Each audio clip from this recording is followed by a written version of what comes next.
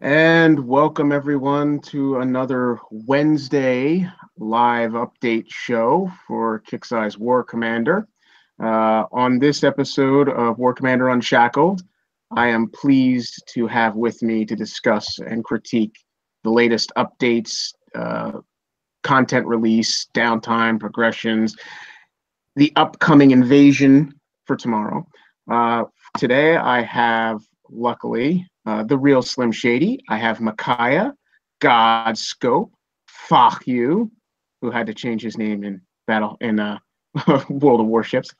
The great and wise Daba Phoenix, my favorite goat of all, and I love his new picture. It looks very, very dapper. Mr. Destry, the wonderful David the Douche, our art director, who might get pissed off because I might just put a different picture up for the thumbnail for this, even though I promised to use one of the many that he's got in his repertoire sitting there waiting to be used for our shows. Champ, of course, and Ghost Rider, Our Lady Ghost Rider. So if you have anything to say, ladies and gentlemen, please I'm just curious, when did I become wise? I thought I was crazy, wild-eyed. What's that? You're wise. You're wise because your wild eyes are now in our forums, keeping tabs on all the crazy ideas that come across. These are wise ass and forums. I am that too. My dear departed grandmother always said there were three types of people in this world. There were wise asses like her, smart asses like me, and she'd always inevitably point to somebody she didn't like and say, "And you, dumbass." So don't be the dumbass. You can be a wise ass, you can be a smart ass, but don't be a dumbass. Nobody wants to be Venom. That's right, dumbass. It takes one to know one, I guess, huh? Mm-hmm. So I guess I'll screen share and we can jump right into this. Usually this is a part of the show where you screen share and like share the notes and talk about stuff. I might have to go for a jog. I just saw somebody run by my house and I think I gotta chase after him. What's her name? I'll let you know tomorrow. Alright. Wait a second. Don't you mean hobble along? Yeah. Yeah. How you got a power wheelchair, or is it? He's got one of them. He's got one of them hoverboards, and he's got the sit down attachment, so it's kind of like one of them, like a go-kart thing. I really hate that. I really do. It's not a hoverboard. The only hoverboard was in Back to the Future. Those fucking things have wheels. They're not hoverboards. They're basically segways. Was that a go-kart or a goat-kart? Goat cart. A lot of them, the two-wheeled balanced roller thingies, have Bluetooth that you can play goat sounds out of, I suppose. One of the funniest things I've done, a friend of mine was out jogging, and I have a pretty decent sound system in my car, so I hooked up my phone, and I was driving behind her playing Eye of the Tiger with the windows rolled down and the fucking stereo crank. She had her earbuds in, she stopped and took her headphones out, turned and looked at me, and I just smiled and waved at her. Uh-oh. I followed her all around town doing that. It was fucking all right. Let's get on topic now. Get your plug. He did forget to arrest you. He was arrested for stalking. Stalking. All right, plugged in. Here we go. So, on topic, CM Bernie graced us with the 8/15 downtime and release notes today. There's a whole bunch to talk about. Obviously, we'll take this in segments. So, we'll start with this really cool art with the little drones there, which is kind of cool. The War Commander part's really fucking blurry. My eyes can't take that, but whatever. Oh man. Yeah. Well, it's one of them fancy cameras where it blurs out the background and puts in. Yeah, that is not 4K. That is like it's not even 720p. I don't like those pictures where there's something like focused and then the rest of it's blurry. Wait, I better watch saying that name. I might get suspended. I'm watching. Your PUBG account will get suspended and everything Yeah, else. we heard you was on a show. That is what's called in the great art of pornographic film is called a soft focus. Soft focus. You keep something in the foreground is highly focused and things in the background are blurry to give predominant features to the thing. But Nerd. I would have kept the background soft focus, but then kept War Commander and the logo and Yeah, that should have been clearer, and then the drone clearest. It looks like it's actually on a Titan, like all that's on a Titan. The Titan's in the background, yes. Yeah. It's floating above a Titan. So I'm assuming that those are Titan drones that you're seeing in the that's actually focused. So CM Bernie starts. Commanders, the following changes and fixes have been applied for the Wednesday, April 11th updates. Now, if I screw up this text as I'm reading it, understand I didn't pre-read any of this. I really don't care. I'm not like that. So I'm reading this along. So grammar Nazis be advised. Invasion. Onyx is overwhelming the sector with an unkillable technology. With her. Fend off her waves to win powerful prizes. Difficulty has been significantly reduced, but the number of tokens as prizes has remained the same. Replay Invasion to improve your time and dominate the leaderboard. Hopefully the leaderboard has been fixed. We'll see. Click here for brief. We'll do that later. Big hot topic, something that we've been waiting for a while. It didn't come out as planned and scheduled, but it's out now. And I'm sure anybody who's been in game has been toying around with it. We'll go through some explanations of how this is going to work. So, token crafting. Scrap your existing training tokens for brand new resource, training experience, or TEX. Use your TEX to buy tokens that you want and need to level up the You level up your airfield, barracks, and war factory to receive a permanent discount on token prices. So you can now get techs, and those techs credits can be used to purchase the training tokens that you're missing that you need. Again, click here for the briefing. We'll do that in a minute. And the meat of this subject are weekly fixes, bug improvements, and content. So, fixed. An issue where relocating during invasion would result in incorrect leaderboard times. Relocation will not be disabled during this invasion. They've done that. It took them forever to listen to us to actually do it by suspending the relocation during the previous invasion and the previous onslaught. Was it onslaught? Yeah.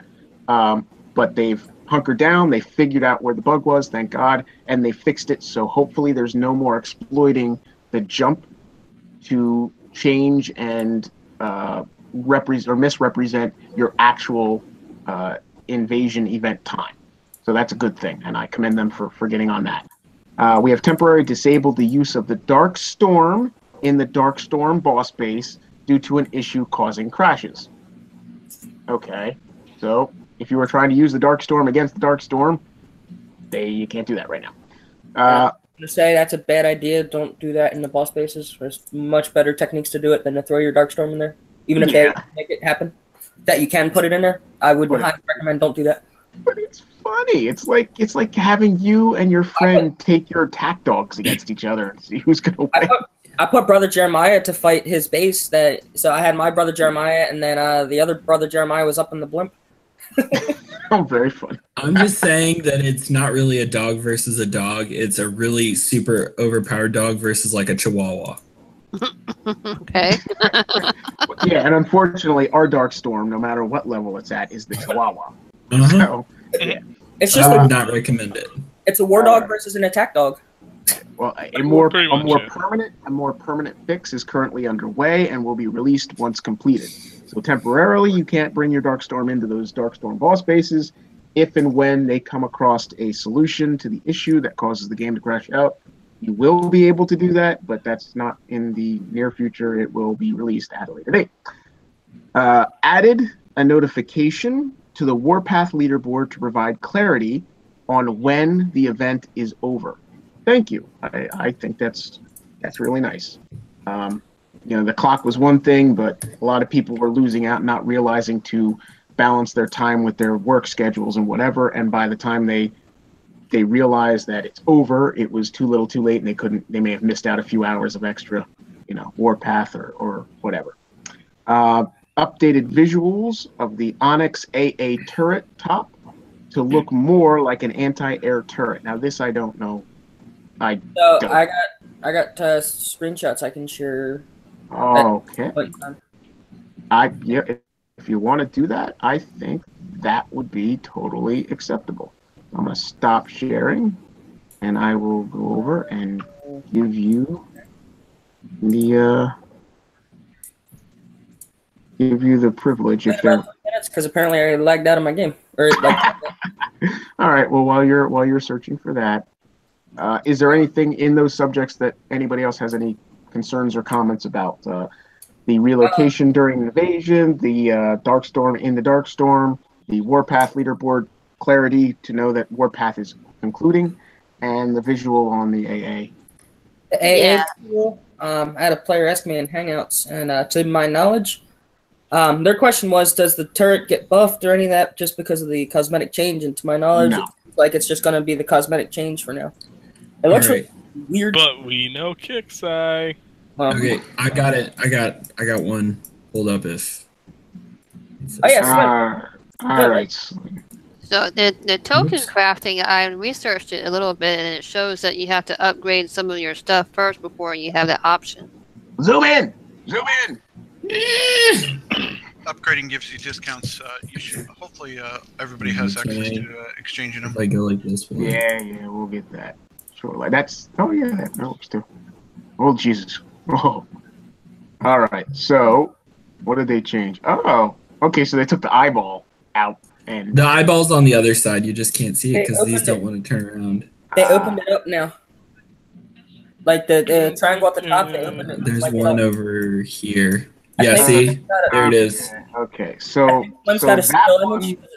It's like a triangle. It's got three of those legs, and it rotates. Illuminati confirmed. All right, so ground. Okay, so air. Oh no. Okay, so air looks like a face, and ground just looks like an eye. One of them's looking down, and the other one's looking up. Yeah. But now they both. There's only two of them. Sorry, but they both look like a V at the top. So I think they both have wings. Yeah, you look at the eyeball. The eyeball on the right's looking up, and the other one's looking down. Yeah, and they both have wings. I liked it better. I think what they should have done is they should have said the one that's strictly a triangle, an upside down or a prism, whatever we'll call it, should have been the ground, and then the one with the little winglets would have been the air because it has wings, so it shoots at air. I think there should have been. I think there should have been like little red arrows that pointed down at each one of them and put anti-air stupid and anti-ground stupid. Or just the turret. The trophies shouldn't shoot at units because mine doesn't, and it's bullshit. But just from a pure art design point of view, like 90% of those trophies is the exact same. It's like you have a huge art piece to work with, and you're changing one little tiny thing at the top, thinking like, hey. So, to be fair, we no longer have any of these trophies because they changed the cosmetics of the air one that looks similar to the one that we have. Yeah, exactly. So the one we have looks nothing like the ones they have, which is, I guess, it's fucking dumb. Well, it looks the same aside from the top. All I'm gonna say is I'm glad those buildings don't have the same characteristics as the units. But, I like it. I do like that.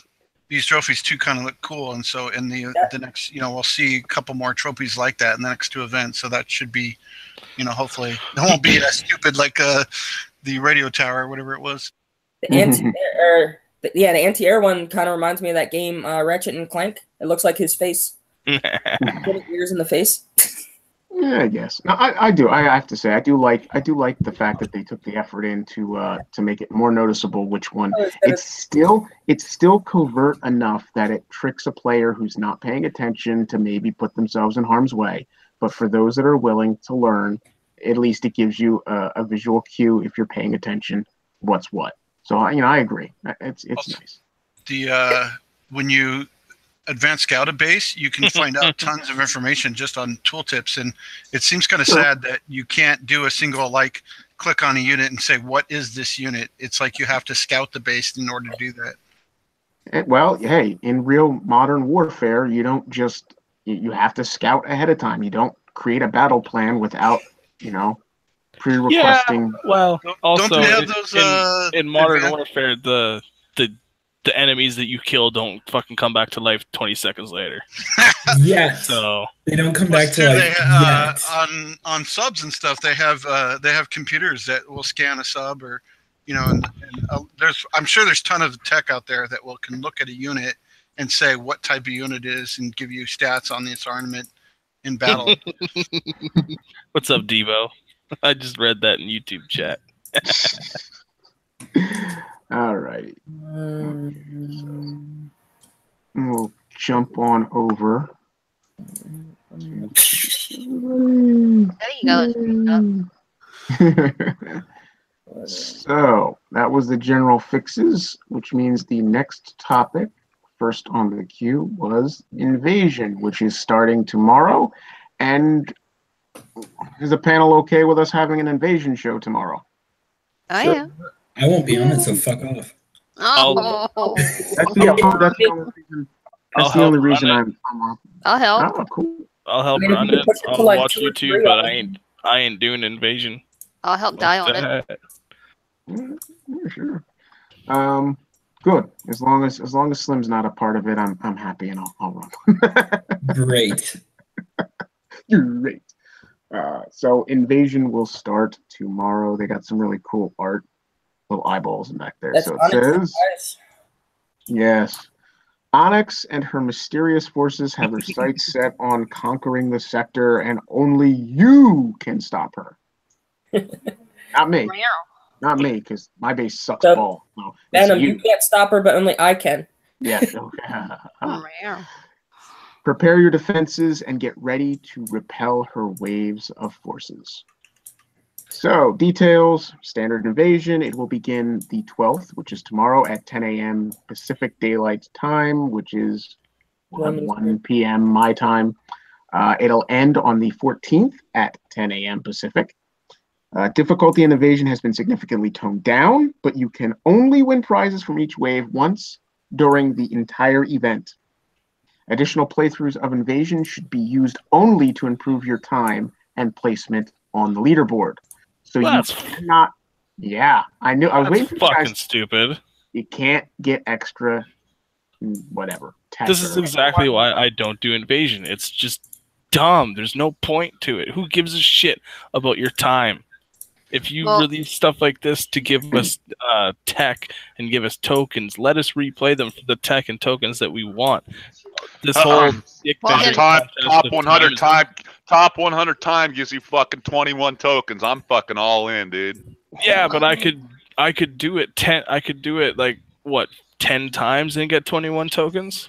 No, you can't. And that's probably why they took it away, because people were doing that instead of placing, so they want it to be like a competitive environment. Yeah, but now you get people, and I'll just use me for an example. You get people like me that can't hit that top 100. Well, now I'm losing out on 21 tokens that I would have earned anyways. You gotta work on. You gotta work better. Invasion was never meant to be. You gotta figure it out. You gotta get tips and tricks from the other players. You gotta figure it out. Fucking bullshit. Quit being a pussy. Shut up, champ. One at a time. Champ. Without the pussy coming. Slim was saying. I was gonna say, when Invasion initially came out, it was supposed to differ from Onslaught, which was running at the time, because it was supposed to be only the best of the best could do this. It was the hardest defense waves, the most challenging stuff they could throw at you, so only the best could place. Only the best would be on top. It was never meant to be a grind. The prizes were an extra. They were here's something, for the players that only did 9 waves. Here's something cool if you can finish all 10 waves. But the main prizes were supposed to be about time. You were supposed to get a prize, be rewarded for doing it fast, not grinding it. That's why there was also the separation with the attrition rule between Evasion and Onslaught. Go ahead. Let me just point this out. lot of people. That last event we had, it was so freaking easy. People just did the event. They leveled their Spinks up to level 20. I know several people that did that. I wasn't one of those people. I need like 15 more tokens or something. I need like 25, I think. So I need that top placement. I'm gonna try my damnedest to get that top placement.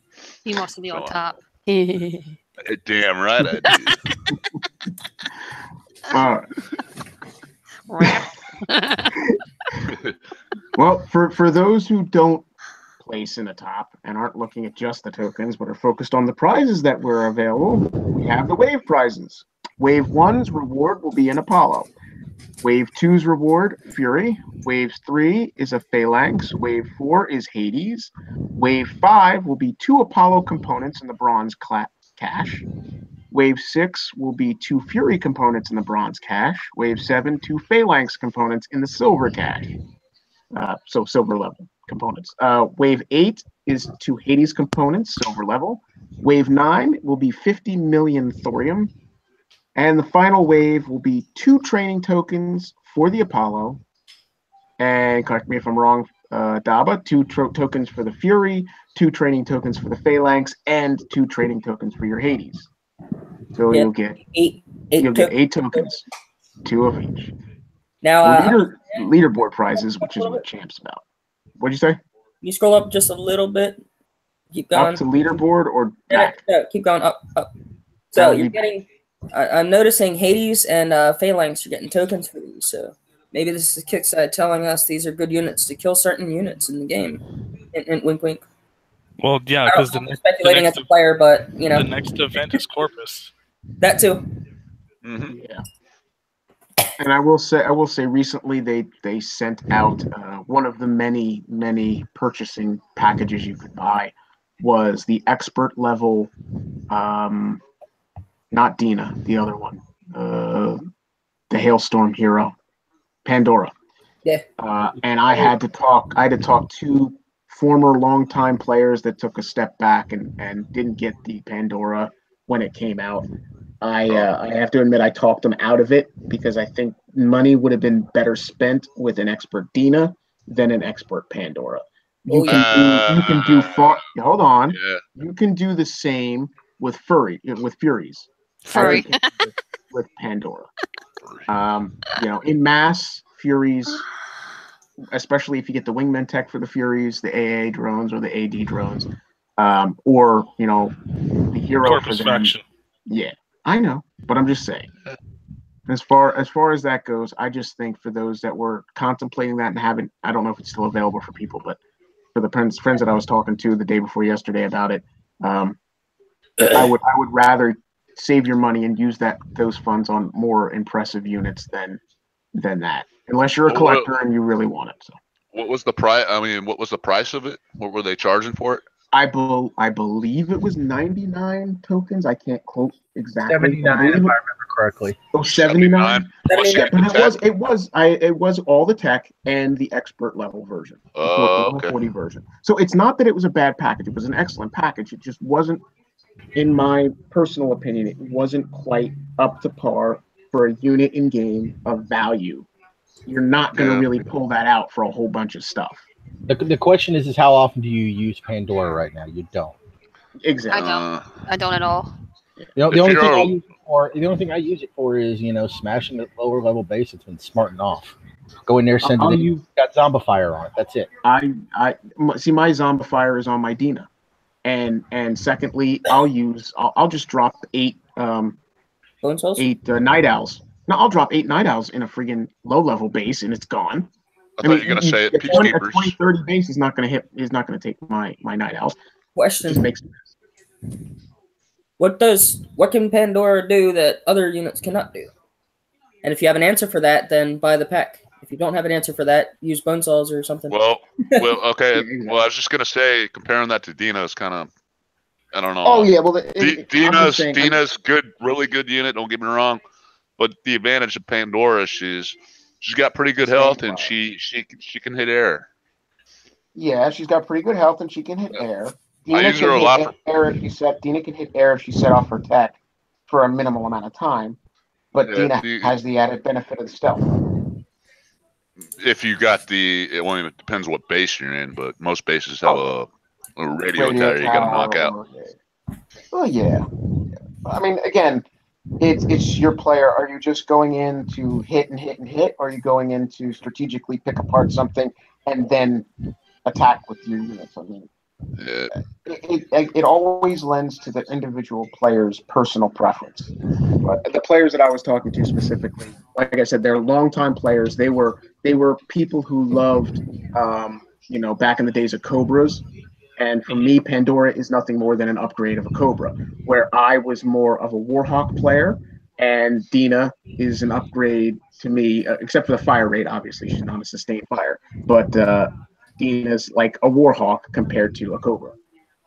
There's things where Cobras were absolutely excellent, even in the age of Warhawks, but at the same time, I can use, like I said, I can use Furies, I can use bone saws to do the same effect that I would with Pandora at the time.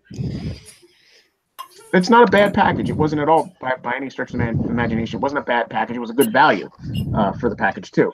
But I'd rather him spend and upgrade something, upgrade a building, or upgrade another unit or whatever, than buy an outdated unit and tech. That's true. I agree. Normal arigato, Mr. Roboto. What does that mean? Am I a robot? Yeah, you were for a little bit. You're good. Sorry. That's okay, man. Erwin was talking about the wave prizes that we don't really get anything useful to wave 9 and 10 for the, but that's always kind of been the way it is the first few waves are kind of useless bronze tech that we have so much of for most people. But it's nice for people to come in, but it's kind of always been the case where the waves don't really give you a lot of great. It's like taking a model out to dinner. Wave 1 through 3 is a glass of water and some salad and a little warm up, some bread. Wave 7, 8, and 9. That's kind of like your lobster tail, and of course dessert comes if you've gotten the top 10 or 100 or whatever in the actual rankings at the end of it. So speaking of difference being is the leaderboard is how fastest you can do it. Well, that's dessert. That's dessert. It wasn't 4, 5, 6 where you got the goat cheese? on crackers. On crackers. On multi-grain. I forget. But so let's forgo the food statements because I haven't eaten dinner. So man, you're really missing out. Pizza is delicious this time of night. My macaroni pizza. A hamburger was really awesome. Yeah, fuck you all. I don't roll that way. No. I'm cooking chicken and dumplings. Hello. There's only one fuck you here. So and all right. Lasagna was a dive. Ooh. So, leaderboard prizes. Invasion leaderboard tracks the time that you finish on your waves, conquer them the fastest to win tons of Sphinx training tokens. Whoever's breathing on the microphone. Thank you. Rare. There you go. That's better. Sorry about that. No, that's cool. All right. So if you rank, see, they should do this. Actually, they should do this descending. I'm going to do it. I'm going to do it the way I want to do it. So if you are a participant to the 1001 player, so if you're in the bottom 1002 people, you will get 3 Sphinx training tokens. If you are in ranking 600th player to 1000th player, you will get 6 Sphinx training tokens. If you are in the 301st player position to the 600th player position, you will get 9 Sphinx training tokens. If you are in the 101st position down to the 300th player position, you get 15 player Sphinx training tokens. And if you're in the top 100 to 1, you will get 21 Sphinx training tokens. So the top ranking players in the top 100 get 21, 101 down to 300 is 15, 301 down to 600 is 9, 601 down to 1000 is 6, and then the 1,001st participant down to those who just complete it will get 3 Sphinx training tokens. As long as you participate and go through all 10 waves, no matter your time, you are at least going to get 3 Sphinx training tokens. I'm still waiting for the glitches on that one. Something that we haven't gotten to yet, but if you got your max Sphinx, you can still do these and collect the tokens for token crafting. That's correct. That's correct, which is the next subject. That's the next subject. Any ideas? What do you think is going to come in these waves? Just probably the spiders and Sphinx. You think we're going to have the small spiders, the giant spiders? Both. Okay. Do you, clowns? Pretty much like the defense wave in the event. I would imagine. And then wave 10, you'll probably get the Darkstorm. Yeah, I heard your grandma's kitchen sink was going to be wave 10. Well, again, and since we're going to be doing this live show, and I'm probably going to end up getting my ass handed to me, so I'm definitely going. Well, everybody wants me to see me kill my shit, so I'm open. Well, hopefully you can hold out for the higher waves, and then what I lose at, you'll make me look like the complete noob. And maybe Anton will be able to grace us. I don't know what his schedule is at you, because he's got a far better base with better defenses than I do. But we'll see. But again, it says difficulty invasion has been significantly toned down, so we will see. I hope it doesn't start out like wave 1 in the event, because that was a big shocker to low-level players. If this is true, you're going to see like 5-6 minute completion times as like top 100. Well, you know, I don't judge. I mean, there are bases out there that should be able to do this. I've seen bases like the time's probably going to go down. So like the minimum that you need to get top 100 is probably going to go down from like the standard 9 to 10 minutes, which it's been in the past, to probably 5 or 6. So just keep that in mind as you do this. Mm-hmm. Yeah, like I said, I've come across bases that look very similar to my design, but it's amazing how little tiny tweaks with what their units are schematic with, or what level they might have 2 levels higher than mine or 2 levels lower than mine, and the difference in how well they perform is just mind-boggling. How better they are than I am, or how worse I am. Here's something I think for the invasion. Yes. If the invasion was a true showcase of skill, measuring skill based on how quickly you can do the times, the defender repair should be free. Yeah. Well, we used to have that, but in Onslaught, and then they scrapped it, and they never should have. You want to measure skill, you make all the defender repairs free, because right now, to get that top 100, to get that 6-minute time, you load your base with the best you got, you kill it, you beat the wave, you coin it, and you go again. Or you just wait out the repair. You should do. I do. The clock stops. Yeah, it stops. But if you got a base tune like I do, that's 9 hours repair. Yeah. So I get to, like, let's say wave 6, and then all my defenders are dead. Well, that's 9 hours. I wait. Okay, next morning, wake up, do wave 7 and 8. Oh, that's another 9 hours. Oh, there's only 24. There's only like 48 hours in the whole invasion. 24 of those I'm spent sleeping. Yeah. True. Very true. Do you sleep 12 hours a day? Yeah. You should at least sleep 8. It is a known fact. So you got 6 hours of the day out of it. 9 p.m. to 9 a.m. I actually had a big argument with my wife, who is insisting on, she's bored and doesn't like coming home and relaxing, and she's insisting on getting a second job, and I'm doing everything in my power to say no, knock it off, but she won't fucking listen. So, you know, it is what it is. Token crafting. See how this segues so well? If wife wants to get work, I'm trying to tell her not to work, to come home and relax, just do nothing. I can take care of shit. No, token crafting. Oh, hey, Venom. Do you have any tokens for your units that you're not interested in leveling up? I might. That's a good question. What if there was something in the game that could allow you to change that? I think that would be genius. Da da da. I think something. Check the screen. That's called a segue. Yeah, you segue with tact and respect and a certain, flair. I segue with a sledgehammer and dynamite. That's so token crafting. This is something we've all been waiting for. It's been, with all those first off, with us not knowing exactly where we stood as we went through month after month collecting tokens. Once we hit that 10 of 10, we couldn't tell if we had 12 or 14 or 11. Until you started spending them, you didn't know where you stood. You had to spend them down to a point where it would register a lower number than 10 in your overall quantity. Now, token crafting's here. Token crafting 101. Scrap your existing training tokens for TEX.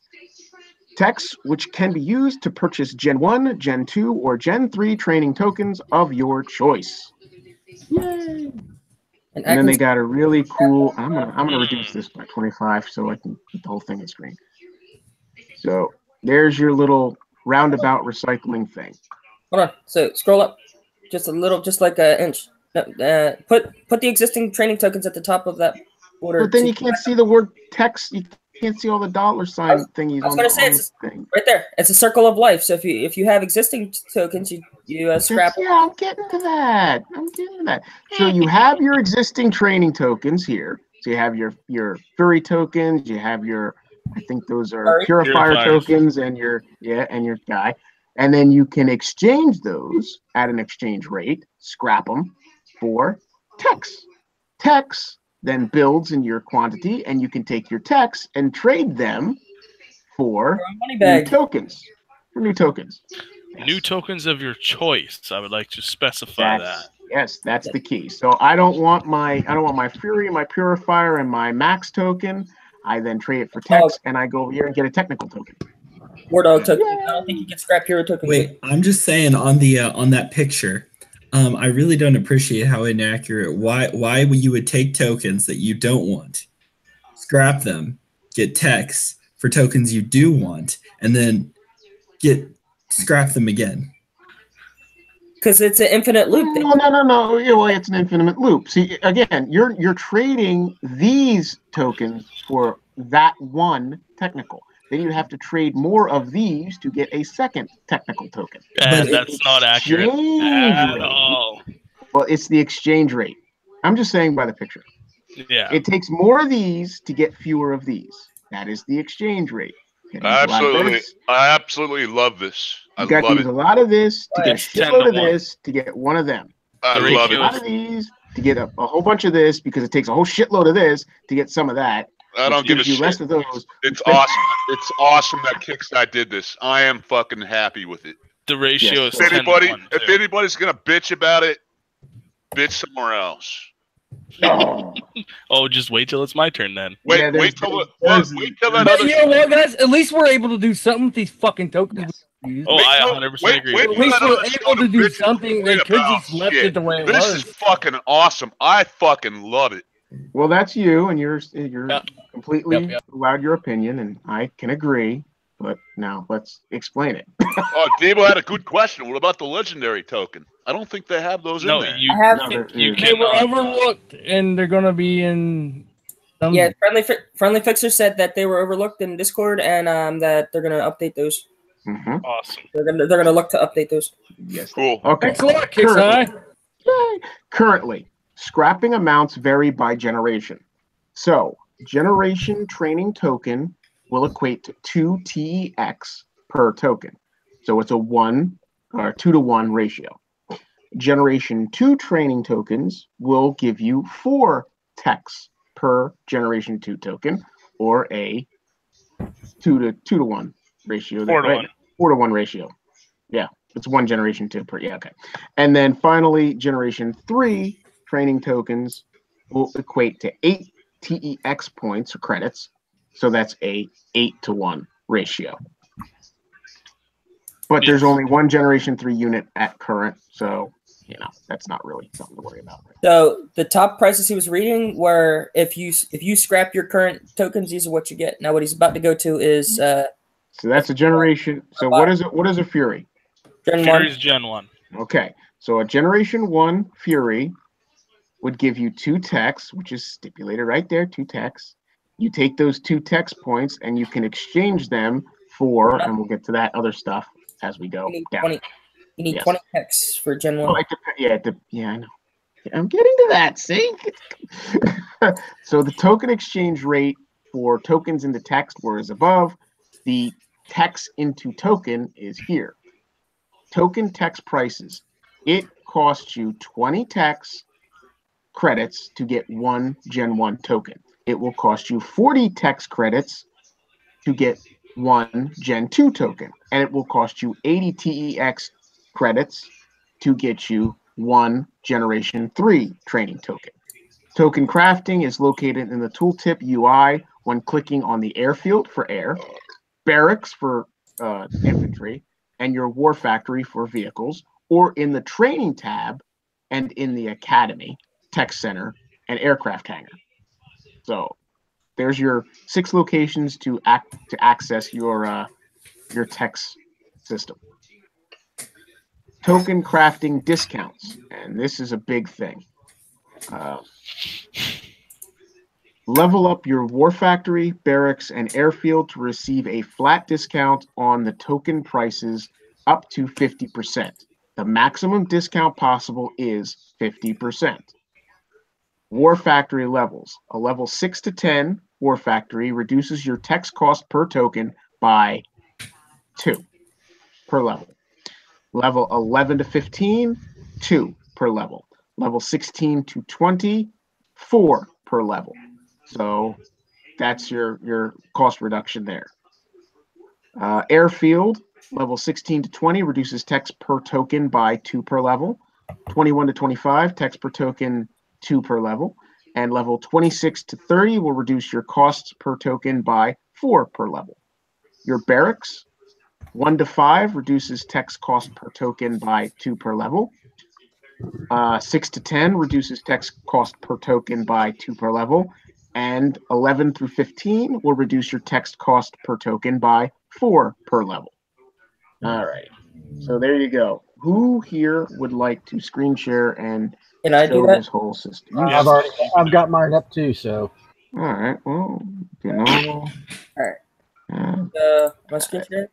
I think it looks like they added the 50%, which is kind of a crucial thing that it seems like it was missing before. So it's really nice that they call that out right now, because that really, because it looked like before you could reduce it below 50%. Yeah, it only goes 50% is the maximum that you're supposed to be capable of reducing the cost on. So the 80 TX for a Gen 3 the maximum would only cost you 40. Yeah. The numbers that it show, like if you do the math, you get 40 token reduction overall, but that's for like Gen 3. So I don't think they have the token reductions for like 2 and 1 tokens. Yeah, it becomes 40. It becomes 40 token, but that's a 50% value. Yeah, that's the 50% of the 80. The Gen 2 becomes 20 tokens, which is 50% of the 40, and the Gen 1 it becomes 10 tokens, which is 50% of the 20. So it's still a 10-to-1 ratio, and it's, in my opinion, too high. And Daba, your stuff is maxed out. Mine isn't. So yeah, so we're going to show both just for comparisons. Like, don't get me wrong. Hey guys, we're gonna need a tissues for a lot of people that are crying right now. I'm sorry. Well, not all of us can just dump a stupid amount of money into this game and level up these buildings. So exactly. It's a good thing that this is a voluntary. It doesn't cost money. It doesn't cost money to get tokens, dude. No, but it costs money to get to the reduction. About reductions you're going to have to level up your bases, your buildings, your structures. Now it does cost time, and it's a lot of time. And if you're really pushing to have an exchange to get your units leveled up for this upcoming event, it would then coerce you into spending the coin to get those bases upgraded. The building upgrades for Gen 3, so your airfield right now is the only building you need maxed to level 30 to get the reduction on it. The other buildings, you don't need the building maxed to be able to get the reduction on it. And for instance, I believe I haven't got confirmation on this, but a barracks of level 5 would allow you to get your Gen 1, infantry at a 50% discount. So that's actually, the building upgrades is actually really, for Gen 1 and Gen 2 is actually not significant. It's only when you hit Gen 3. Yeah, and Gen 3 shouldn't be a priority as of yet anyway, considering we only have the one thing. And we'll get one at the end of this month. So whatever building it's going to be in, that building will have to be max to get the total discount on the Gen 3. And considering Gen 3 last was an air, the next one's probably going to be a ground tank. Go ahead. But this token thing, I'm so happy with it because it's actually given me a reason to hit these Corpus 100 bases, which I was pretty much just ignoring. That's true. Same here. Till now. Oh yeah, you're 100% right. I'm just it's gonna give me an incentive. They're not really that difficult of a base. So all you got to do is, if you have the time, grind out some missiles or whatever, and take those bases. And they're not difficult at all. That's true. If you do Sphinx bases, you get Gen 3 tokens with the Sphinx. So if you've got your Sphinx max, it's another 15 tokens over 85 bases. You go out and grind some bases, get some tokens, and then exchange them for whatever you want. Mm-hmm. All right, go ahead, Dava. You've been presenting, so feel free to open up what you want to open up, and we'll show. Now, the only critique that, again, I just want to say off the bat, when you see this menu, they have these arrows for exchanging your tokens and re-exchanging your text. Well, I know you're going to get to it, but the arrows go up and down, and I really wish they had gone left to right. But that's just me. That's not what I was going to say. All right. So, I know that's not what you're going to say, but I just want to get that out there. Yeah. So for any open ears that might be aware. I got level 30 airfield, war factory is somewhere over here. Level max, I think it's 30. 20. And then 20, and then my barracks is max 15. So I have the maxed reduction. So you don't go into your production buildings. You go into the academy or the hangar. That's not where it is. Like I did. You go into one of your upgrade buildings, so your tech center, your academy, or your hangar, and you'll get this pop up. You see the training over here. Woo! So this big long text says, faction units can be upgraded to higher levels using training tokens. In this training tab, you can scrap unwanted tokens for training experience called techs, which you can use to purchase for whatever tokens you want. Later generations of tokens are both more valuable and more expensive than other generations of tokens. Training tokens. Same thing. More valuable and more expensive. Duh. Training tokens can have their cost reduced by up to 15%. Okay, Daba, do you have the everything now? You can show how much each generation costs. Yeah. Okay, show right now because there's someone in YouTube arguing for the sake of argument. And can't admit that he's wrong, so go ahead and show him that. He's saying that the ratio is 5-to-1. So if you spend 5 techs, you get 1 generation, 1 token, and 10. No, it is not 5-to-1. It's an exponential between the different generations. Vehicle tokens have their. So here it's just saying infantry. You have to upgrade the barracks, vehicles, war factory, and air is the airfield as we went over before. So how this works is, Kits has been gracious enough to put all the Gen 1 stuff there, Gen 2 in the middle, and Gen 3 at the top. So, which I agree with. Adam said that go ahead. You could start at Gen 3 because that is the most expensive, and then we'll go down and show you the Gen 2, or vice versa. Adam, since I assume you still have that forum post open, how many texts does it take for 1 Gen 3 token? All right, so as far as this stipulates, a Generation 3 token is 8 techs per token. You're talking about scrapping the amounts vary by generation. Generation 3 equals 8 TEX per token. Oh, that's a big solid. So if you to get a Generation 3 token, it costs you 80 TEX. Now you have the reduction. Well, that's what I wanted to show, that the reduction is working. But so I need 40. So let's do the Sphinx. I need 40 of them. So, all right, hold on. Let me just quickly hold right there. So what I'm seeing here, and this is why I wanted to say that it should have been left to right rather than up and down. So as you go, if you'll clear that number out, you're crafting, and then push the correct arrow that you just did, because I wasn't paying attention. So if you click down, that's up. Down. Okay. Right, let me click down. Down is if you're selling them. Yeah, down is if you're selling them. So if you were selling his Sphinx token, it would give him. I can't read it. Eight training tokens. So again, a Generation 3 token, 1 Sphinx, equates to 8 TEX credits. Yes. So down is exchanging your existing tokens into TEX credits.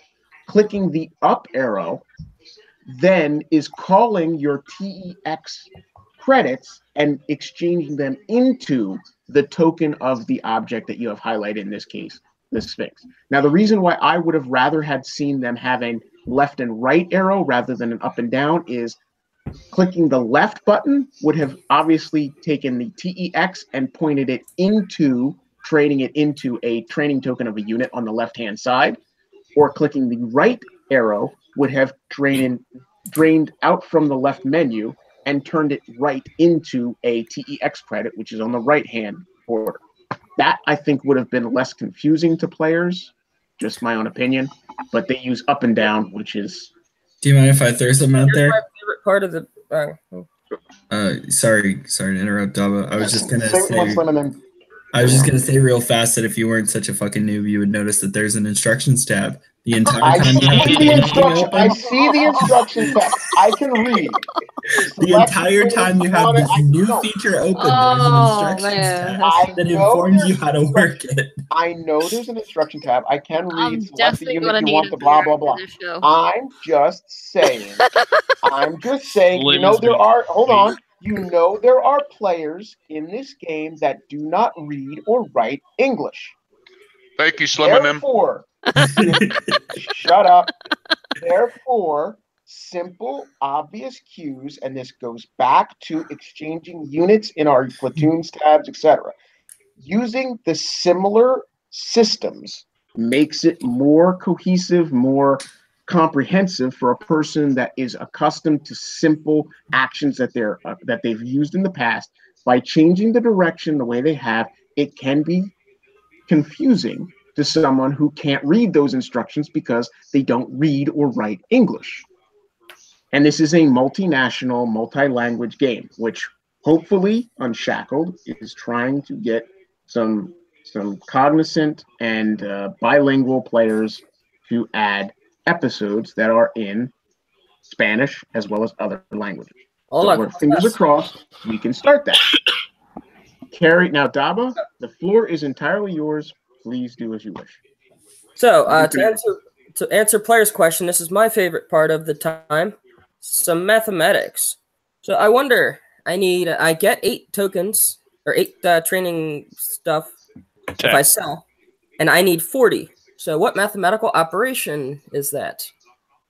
It's right. That is correct. It is division. So we're going to do 40 divided by 8, and that gives 5. So so it's going to take 5 of these Sphinx tokens. 1, 2, 3. Come on, you button. I'm in control of you. 3, 4. And that's 3, 4, 5.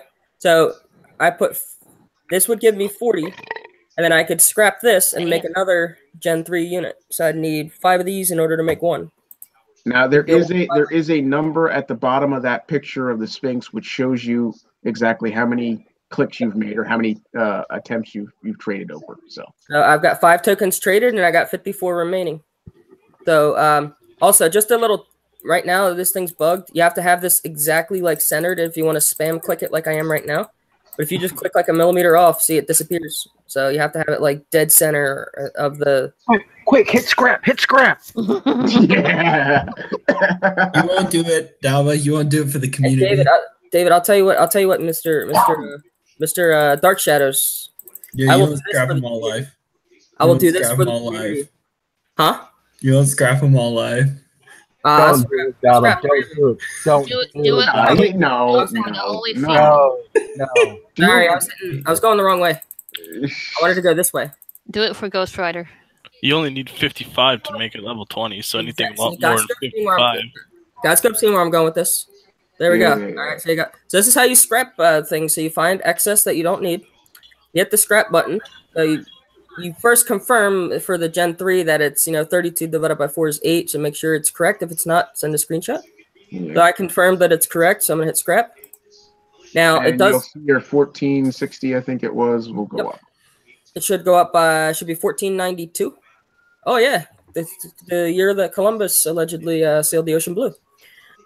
So it does click. It does take a while. Like it takes 10-15 seconds to actually convert into our text. EX credits, yes. But yeah, so now I got 55. So I don't even need to do the invasion, but I'm gonna do it just so I can crank down some more tokens for this stuff. What's this alleged business? Uh-oh. I can't go back in time and confirm it, even though there's books and all that. I always say alleged for historical stuff. Okay. There's a question in YouTube about what building someone should level up to decide what unit to get. So the Sphinx is an air unit, so that's the reduction is based on the airfield. So if you're trying to upgrade. What units are you trying to upgrade with the training experience? So let's say I want my chaplains to I need more chaplain tokens. Well, I'm going to upgrade the because Academy. You're building upgrade. You would upgrade the barracks to get barracks. Yeah, you would upgrade the barracks to the.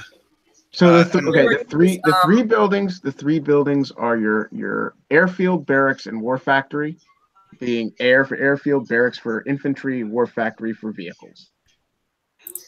So like if I want to upgrade my chaplain, I would upgrade the barracks over here, or the barracks, because it reduces the cost. So right now this would be 40 for the Gen 2 token. I would need 40 techs, but since I have my barracks maxed, it's only 20. I got a 50% off.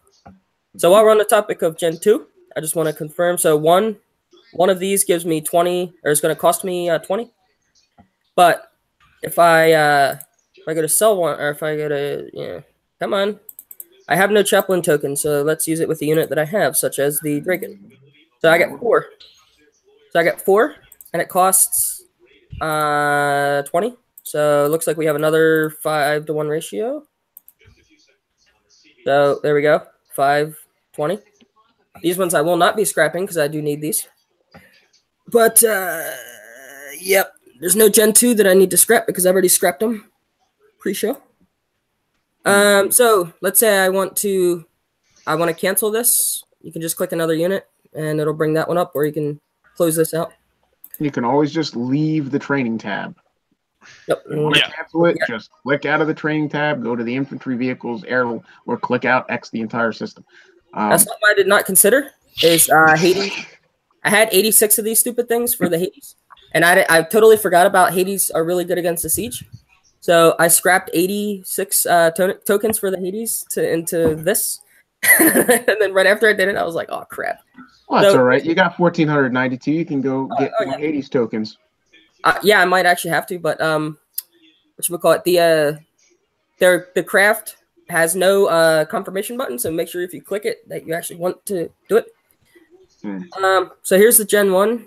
It gives you 2 per, and then it should give me 10. So you're looking at so this would be 20. So if you don't have if you don't have anything, if you have everything level 1, let's say, it's going to be a 1-to-10 ratio. So 10 of a specific faction to get 1 of that specific faction. Yeah. But blessing your reductions. The only thing is, and I have a nice little take breaths and don't do run-on sentences, because you start just flowing into the next statement and it's getting bit. I know I'm crazy, but if you have a level 1 barracks, it only costs you 18. I have a nice little pretty sheet to show, like with this some numbers if you guys want. Well, you go find that. I'll let David. You're still there, right? So I'm gonna show David, because David doesn't have all the upgraded stuff, and he can go through basically the same things. I want to purchase one live just to show what it looks like. So I'm gonna purchase. You're still. Draken. The one Draken cost me 20, and then hit craft, and voila, some magic happens behind the scenes that we can't see. And in a moment, this number goes down, and then I get one more of these tokens. What happens if you sell that Draken and Draken token and try to buy it back? Yeah, there you go. You just pissed away a bunch of techs. I lose 16 techs if I do that. Exactly. It's 20 and you sell it for 4, so be very, very careful. This is basically how money laundering works, by the way. I got 6. Overpaying for a bunch of shit. Oh yeah, and the little circle at the bottom right is how many techs or how many tokens for that particular unit that you have. So like I got 55 of those and so on and so forth. All right, so we'll present our great douche to the masses and allow him to exchange. Now, David does not have max level airfield, max level this, max level that. None of them gone past the new levels. Yeah, none of them are on the new levels. So. But you probably are getting quite a few discounts because the level buildings the requirements are not that high. Yeah, as far as it goes, my tech center is 10. Let's see here. All right, so your tech center is, you mean your war factory? What's your war factory? War factory is going to be 15. All right, so you should see a 2 token per. All right. Airfield is 25. Which again is in the 2. Where the hell is that? Well, actually, hold on. Is that 4? Is it a combination of the 2 for the 6 to 10 and a 2 for the 11 to 15? Nope, it's 2. It's 2 and That's 2. Okay, so it only jumps in that third. When you hit to that 3rd level of the last new upgrades, that's when you get the 4. My barracks is 15, so there's no new levels other than what came out. Those aren't been maxed, so here we go. So we'll go to the Sphinx. All right. If I want 1 token, if I scrap it, I still get 8. No biggie. But if I wanted to buy one, Dabba's was 40, mine is 56. Mm-hmm. So let's go to Gen 2 units. We'll do Caretaker. If I want one, it's going to cost me 20 techs. That's me buying. If I want to buy one, it's going to cost me 20. If I want to sell it, I get creatures. I get 4. We're talking about this pre-show. Anytime there's no discount for when you sell, so you always get the same price whenever you sell it. It's based on the Gen tokens, so it's always going to be 4, I believe. Right. Well, the exchange rate discount only applies to turning your TEX into. Right, and here's a bug for Kickside. I hate to say it because it benefits us, but Gen 2 doesn't matter if you're maxed or not. It's still 20 tech to buy one. It should be more. That's as far as I can figure. It's the buildings, like your building is up to it's such a low level that your building's already at that max level. Yeah, I thought the same way because according to the documentation, it would you'd think it would. Well, hold on, no. It basically starts out at the max and then goes down until it hits a 50% reduction. Yeah. And once it hits that 50% reduction, it stops. Look, barracks doesn't go. Hold on. Barracks levels 1 to 10. So built barracks gives you that 2 reduction. A 10 gives you that 2 reduction. 11 to 15 is where it's supposed to equate to that 4 per level. See, but where it says it is 2 per level, so that's 2 reduction for level 2, another 2 reduction for a total of 4 at level 3, another 2 for 6. No, it's per token by. Oh yeah, wait, you're right. 2 per token by 2 per level. Yeah, I mean mine is 10, so I should have 2. I shouldn't have any. At level 5, you get the. Okay. Well, you get the maximum reduction at level 5. Okay. For Gen 2, anyways. Well, here, watch this, guys. There you go. I don't use Seekers. They're a worthless unit in my eyes. They're still level 1. So. I don't even know if I have any Seeker tokens. I gotta look that up. So let's scrap them all. Goodbye. And so, of course, Debo's favorite unit I got 34 of, and that's still level 1 too. I was a little suspicious when I went to look at my disruptor tokens. I figured I'd have like 90 of them because all the ones I won. Well.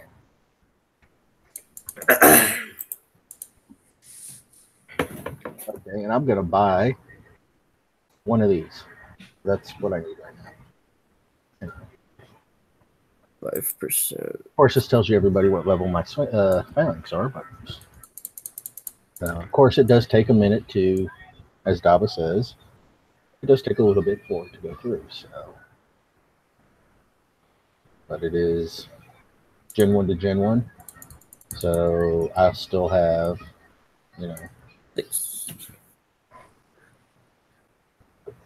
I still got 2 there. So anyway, there we go. It took 10.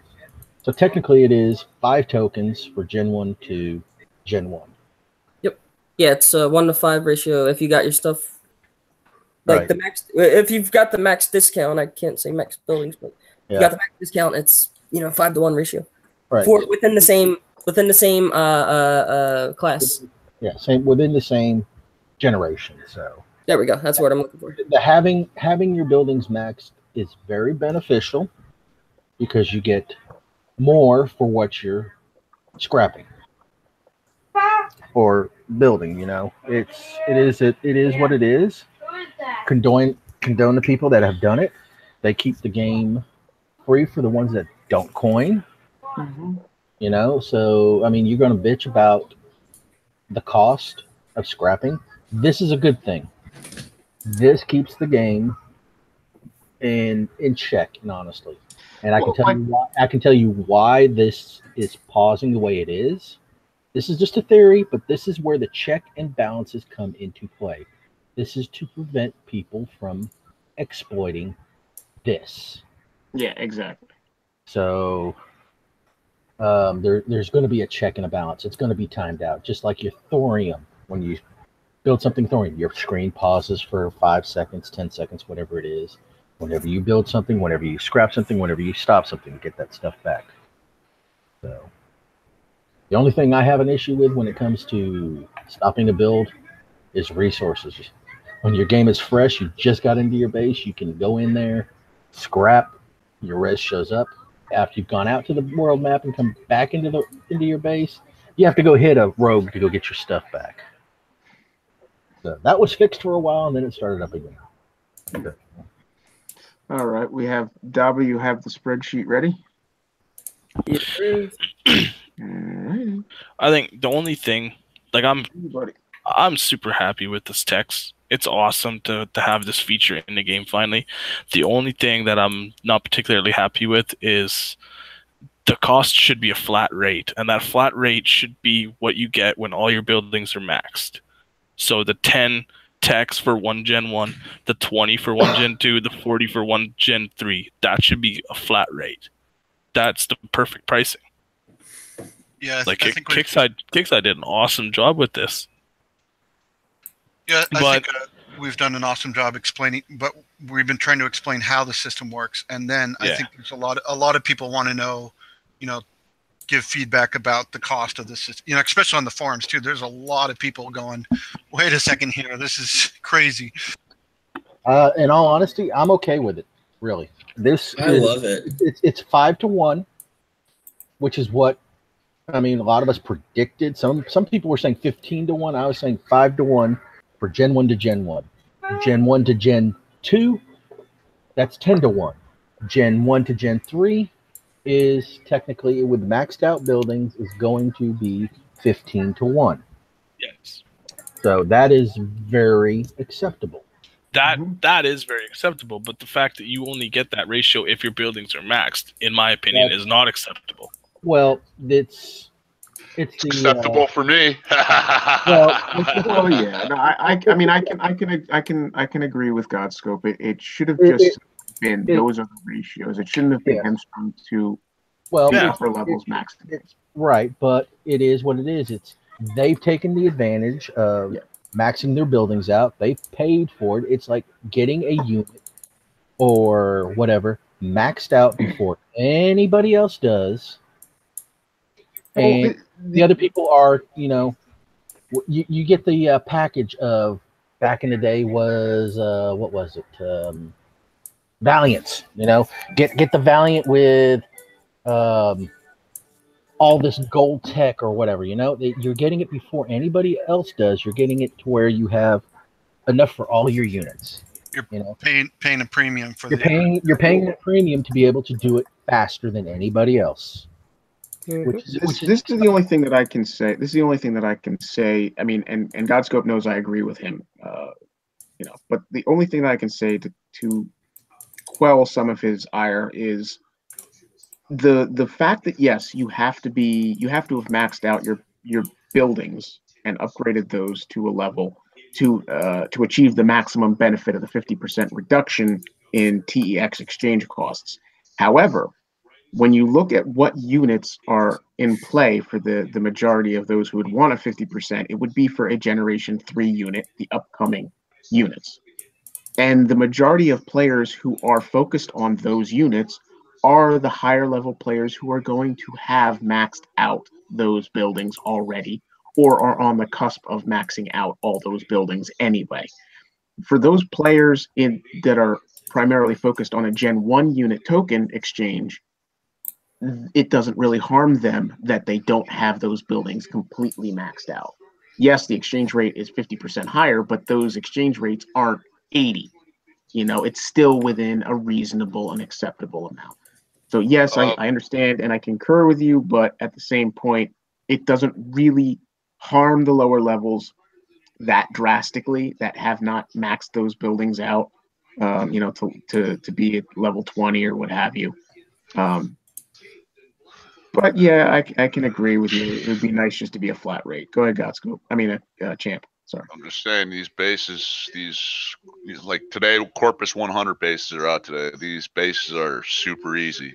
Yeah, well, that's not. It's easy for you, but not for everybody. Damage. It's easy for you, but not for everybody. And it's not about the bases. We're talking about the exchange. Well, it gives you tokens. Yeah, I know. It gives you a chance to grind out tokens. And speaking of that, so today, you got the Corpus 100 bases and you got the Corpus 150. Corpus 150 gives you 3 tokens per unit, so you can get a total of 15 tokens from 5 bases. Mm-hmm. You have to have your Sphinx, just whatever. So you get 15 tokens right off the bat from those bases, and they're super easy bases for most players with Sphinx. The 100 bases, I think you get 2 tokens per unit. Is that right, Daba? You get what? 15? Two tokens per unit for the 100 bases, right? Yes, so you got 5. Should be 5 units in there. Yeah, that's a total of 25 tokens in one day. How? Plus I'm not sure what. So you get 15 from the Corpus 150s and then 10 from the Corpus 100s. So that's 25 tokens. This is true. Out of those, I mean, depending on what faction, what most people want to upgrade their phalanx. So today you can get a total of 5 phalanx tokens. The other tokens you can scrap, and then you can get further along with your phalanx. You can do that for each unit you want to take priority with. Do the same with the survivors when those 100 bases come out. Yep, so you'd get 5 per unit per day. Well, 5 per unit on a day. One basis to the other. I saw in forums. Is that a change to the survivor? Are you getting 6 units, including the war dog now with the Gen 2? Yeah, Debo was saying that there's he got a war dog token from the survivor 100 base. I think it was. Mm-hmm. I believe the next is on the. I should find that date if I'm gonna say it. Speaking of that. So I was saying this to Daba earlier. If they were offering dog tokens in the survivor space, which is a Gen 2 unit, why isn't Kixeye offering us Gen 2 unit tokens in these Corpus bases?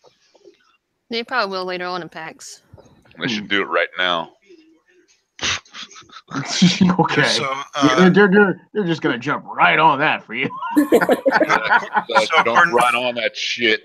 You're offering dog tokens, but you're not offering Draken tokens. Come on, get with the program, Kickside. To jump on that bandwagon real quick. No. Just one sec. You don't have to buy You don't have to do the bases to get the Draken tokens. You can just trade in your other tokens and buy them with text. Well, my point is, they're offering dog tokens in the survivors. Well, maybe they're trying to introduce this month as survivors as war dogs, and then next month, do a slow rollout. I definitely hold your arguments. War dogs have been in the game longer than Drakens. All right, hold your arguments. Daba, you explain your spreadsheet here real quick, and then we're gonna go and we're gonna peruse the April events calendar, and this will let you guys go back to your discussion about why they're not letting tokens. We got when does Snowflake generation come out? I want to know that. That's generation 2020. Oh, okay. I thought it was like. Tidy that up. There we go. All right, so as you can see, I have a little spreadsheet, and I can input how many of each token that I own here, and then it'll calculate the rest of this for me. Well, that doesn't help me because it doesn't equate how many I own. So if you basically this is how many texts. So Gen 1 converts to 2 texts, Gen 2 converts to 4, Gen 3 goes to 8. So then I just multiplied them 2. So whatever this number is, it converts it to texts. And then I have how many whole tokens I can purchase with generation 1. So with 5 or with 10 texts, I can purchase 1 whole generation token, generation 1, 0 of those and 0 of those. Now if I put like a 7 in there, this is going to be 14 divided by the 8 required is or the 10 required, sorry, is 1 point something. So I told it to ignore decimals. So only whole tokens. So but then if I put 10, now I can get 2. For the same thing here. So I did some handy dandy math for those interested. In order to get 55 of a specific unit, you need 550 Gen 1 or 550 total texts in order to get a Gen 1 unit maxed. 1100 total texts for Gen 2, and it's just taking the 20 texts times 55, the 20 text cost. And then here's the 40 text cost times 55 tokens needed for the 2200 for Gen 3. And so I'm gonna add something here maybe to see, so this way you can input like this number. So or not that number, but like this number, because some fail. This one, 10, because not all of you guys are having it as 10 or 20, whatever. 10, 20, and 40. Some of you guys don't all have the reductions. Yes. Yep. So, but if any of you guys want this, I'll give it to you and whatnot. I don't want to share it in Discord today because then people start sending malicious stuff, maybe, and then people get too trusting. But who knows what? But fuck those people, assholes. All righty. So we'll take you off of there. I just wanted to jump over to this. So, as the last order of business, and to keep on subject with what you guys were already starting to raid about, I figured we could jump over and just do a real quick synopsis and talk real quickly about what's remaining in our event calendar. And like you said, we had the 48 hours of bases. Today's the 11th, and we have the Corpus token bases. We have the Sphinx bonus token bases, and we have the Omega War Rig bases for today and tomorrow. The 12th, we'll have our Invasion live show. Start that. And we'll have 72 hours of Intel bases. So those who need to get Intel for their raids. Not raids. Intel's for the raids. We have that. And the 13th, it'll be Sentinel token bases. So you can collect Sentinel token bases whether you want them or not, and you can always trade them in using the new tech system. The 14th is the last phase unlimited parts collection of our ShadowOps Hidden in the Darkness. So the last chance to collect your Dark Storm parts or catch up on all of the parts will be the 14th. And the Dark Storm boss bases will come out the 15th. So what I wanted to touch on really quick, and I'll just go backwards here. I'll go back to the 9th, which we just got out of. We had Phase 9 of the Dark Storm. We had the Caretaker, the Vindicator, Purifier, Seeker, Valiant, Survivor. And what I want to touch on is you had the standard War Rig bases, and then you had the Elite War Rig bases. Now, today we had the Omega War Rig bases. As you go up this month, touching on the 25th. 25th, you have the Omega Herald bases, the Omega Titan bases, the Omega Hydra bases, the Omega Phantom bases. What I would really hope is that in the very near future, Kixeye comes out with the Elite and Standard bases for these units, because I would have liked to have seen them personally on the 25th do the Elite, Standard, and Omega Juggernaut bases, and then some other shit. Then on the 26th, done the Elite, Standard, and Omega Herald bases and some other stuff, because obviously the 26th is only Intel bases. Then say the 27th, do the Elite, Standard, and Omega Titan bases, and so forth and so on. Give us an opportunity at both the Elite and Standard versions of all these units, not just the Omega values, so that when they do what they're doing on the 25th, they're inundating the world map with such map clutter of all the Omega bases and the Standard and Elite Juggernaut bases, along with, our standard resource bases.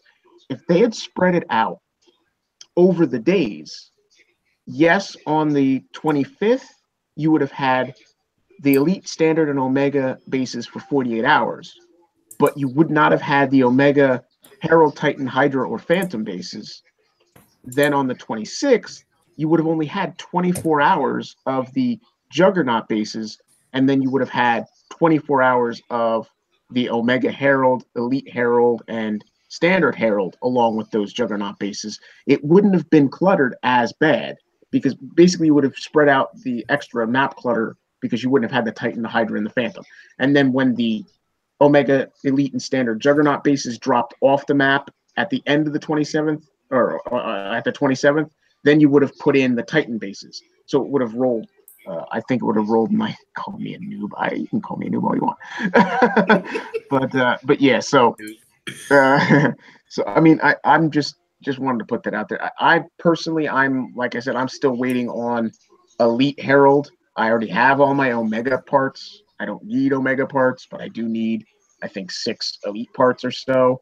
And I'm just waiting on that. So shut up, Slim. All righty. So at least that touches up so what we can expect up until the 17th, 18th. And then the monthly event will start on the 19th. So. And the 16th is the Survivor token base, which should, according to Bernie, should include the War Dog tokens, which are Gen 2. So, there you go. I got something interesting that Mr. Friendly Fixer was talking about. Yeah, who wants to screen share that one? I'll take it. Go ahead, take it. I'm gonna, because I responded to it. A few people did. Oh, I got this one. All right. So let me make sure there's no unfriendly tabs. Right. Friendly Fixers is a code monkey, as he calls it. He's been posting quite regularly on the forum, so he's kind of a really nice addition. That he really seems to have knowledge of the code and the engineering team, and he's doing an excellent job of communication. He reminds me of Wrong Thinker. It's similar, except I don't know. At any rate, I will say this. He's like Wrong Thinker, but he's intelligent with code. Yeah, and unfortunately, he's a little bit gullible with responding to this one particular. I mean, like I said to David, I can understand the point, but I see way too much downside to what value it has. So exactly. As soon as Dab is ready to Yep. show. Well, you're sharing. All you got to do is put it up on screen. Yes, sir. All right. So, what was the Unshackled record for tearing apart these units in the first place? This has nothing to do with tearing apart a unit. Yeah, this is not a unit. This would be a change to the way the game's played. Okay, similar to back in the old days with Dragon running the old shows on the other channel. When we had the issue with the timer clock, how there was so much lag in the game, and they had this ridiculous timer in the base things that by the time the game actually loaded, you had lost, 45% of your attack time in base. So they had to change it and give us more time because players actually could not fight. They were automatically kicked out of the battle before they even got a chance to load into the battle. Or it was a matter of the second you loaded in, you had like 2 seconds to deploy something. So you were rushing. So they had to fix that. Well, this particular player had an idea of a situation that all of us, I'm sure, go through. And I'll let Daba share it and explain, and then David and I can, and everybody on the panel, and certainly on YouTube, can voice their ideas. I'm going to go ahead and post the link to this forum out in YouTube. Go ahead. Those that want to respond to it, be constructive with it. Do not use foul language. Do not belittle anybody. Just obey the forum rules, please. That's all I ask. If you think it's a good idea, support it. If you think it's a bad idea, support why you think it's a bad idea. Just be constructive. That's all I'm asking. If you say this idea sucks, kick size sucks, that's not gonna give. That's not gonna do any good. No. If you say, hey, I like or dislike this idea because whatever, that's. Well, I'll say this. If you go on like an idiot and you go, yeah, kick size sucks, this sucks, the game sucks, everything sucks. It's very beneficial because I hope the moderators will then put you in jail bars and ban your ass off the forum, so you can't be a dumbass. While you're on the topic of that, please keep it on topic. So this topic is about what I'm about to read. So keep it on topic. Yes. All right, so I screenshotted the important part of that. Well, the part that I want to talk about in that thread. It's not necessarily it's like more important. Is this okay? It just happens that the 2 comments are side by side, so this way we don't unintentionally dox anybody. So we have our War Commander team member, Mr. Friendly Fixer. He says, there was a player. He says, I think it would be better. I didn't catch what he was replying to, but he says. All right, so let me just do this real quick. So there was a context of a statement of people defending their bases or what have you, or having tunes out on the map for extended periods of time. So go ahead and read what he said. Okay, yeah. So then he goes, I think it would be better if tunes that are left idle on the map, so sitting around and doing nothing for an amount of time, like 30 minutes or so, automatically get sent back to the base. That could help stop the people hiding behind tunes. In theory, it could potentially help with lag because not as many tunes have to load when people load the world map. Yeah. And it would unblock sectors that are locked with level 2 accounts, in theory. Mr. Friendly Fixer says, hi, I like the idea personally. I'll go poke a nearby designer. Apparently, he poked the designer, and the designers are intrigued. No promises, though. So this is something that may or may not happen. And so I want to see what the panel thinks about it. So what do you guys think about it? David, because David was the first to chime in that I was aware of, honestly. Not that he was the first to post a reply on the forums, but he was the first of my near friends to actually chime in and discuss it and brought it to my attention. Explain your personal opinion. Honestly, this is part of the game. This is a tactic of the game to surround a base, jail a base. And if this was a real war, okay, let's surround this area.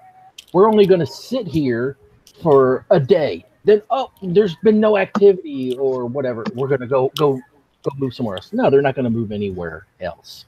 in the real world. They're going to stay there or they're going to move forward. You want to get into something, you're going to have to work your way into it. That is my feeling on it. The surrounding player's base with, 20,000 infamy or 400,000 honor. There's going to have 60 tunes deep. You got a clan leader of certain clans. I'm not going to mention them that have, their base surrounded by their clans with 5 tunes from each player around there. They're 60 tunes deep. Granted, some of them are buggy. Some of them are very destructive tunes, whatever they may be. But with that being said, that's part of a war. This is a war game. By doing this, it defeats the purpose. All right. This will actually take, I think, in my eyes, this is my personal opinion, this takes away money from Kickside because you may have to take damage getting to those bases. You may have to repair your air. You may have to go and, you got clanmates coming in to help snipe the tunes out. They're going to take damage. This is taking money away from Kickside, not putting it in their pocket. All right. Let me guess. I want to hear kitty. I want an opinion. What's your opinion? I know you've had to battle your way through base protections and player protections and things like that. What's your opinion on this? If you have one, if not, then. Are you talking to me? Yeah. Okay. No, we're talking to the other Ghost Rider in the panel. There's only one kitty. Okay, I was make sure. And it's not Micaiah. I had questioned that for a minute. Okay. Basically, I don't think it's a good idea because when you're trying to do jails and then you log off and it returns, and how are you supposed to keep people from attacking other players when you're actually trying to have a good, healthy prospect on jailing people, And then when you're trying to send something all the way across the map and it takes damn 10 minutes to get there, and then you DC, and all of a sudden by the time you get back in, because your Windows wants to restart because it just happens to be the time of the month. For updates and stuff. And then by the time you log back on and tune is already reversing back to get back to your base, it's like, well, shit. That's good. So the tunes are on less time than the actual base resets are. Go ahead, Micaiah. That's a good point. And what else do you have any other opinions on the whole thing?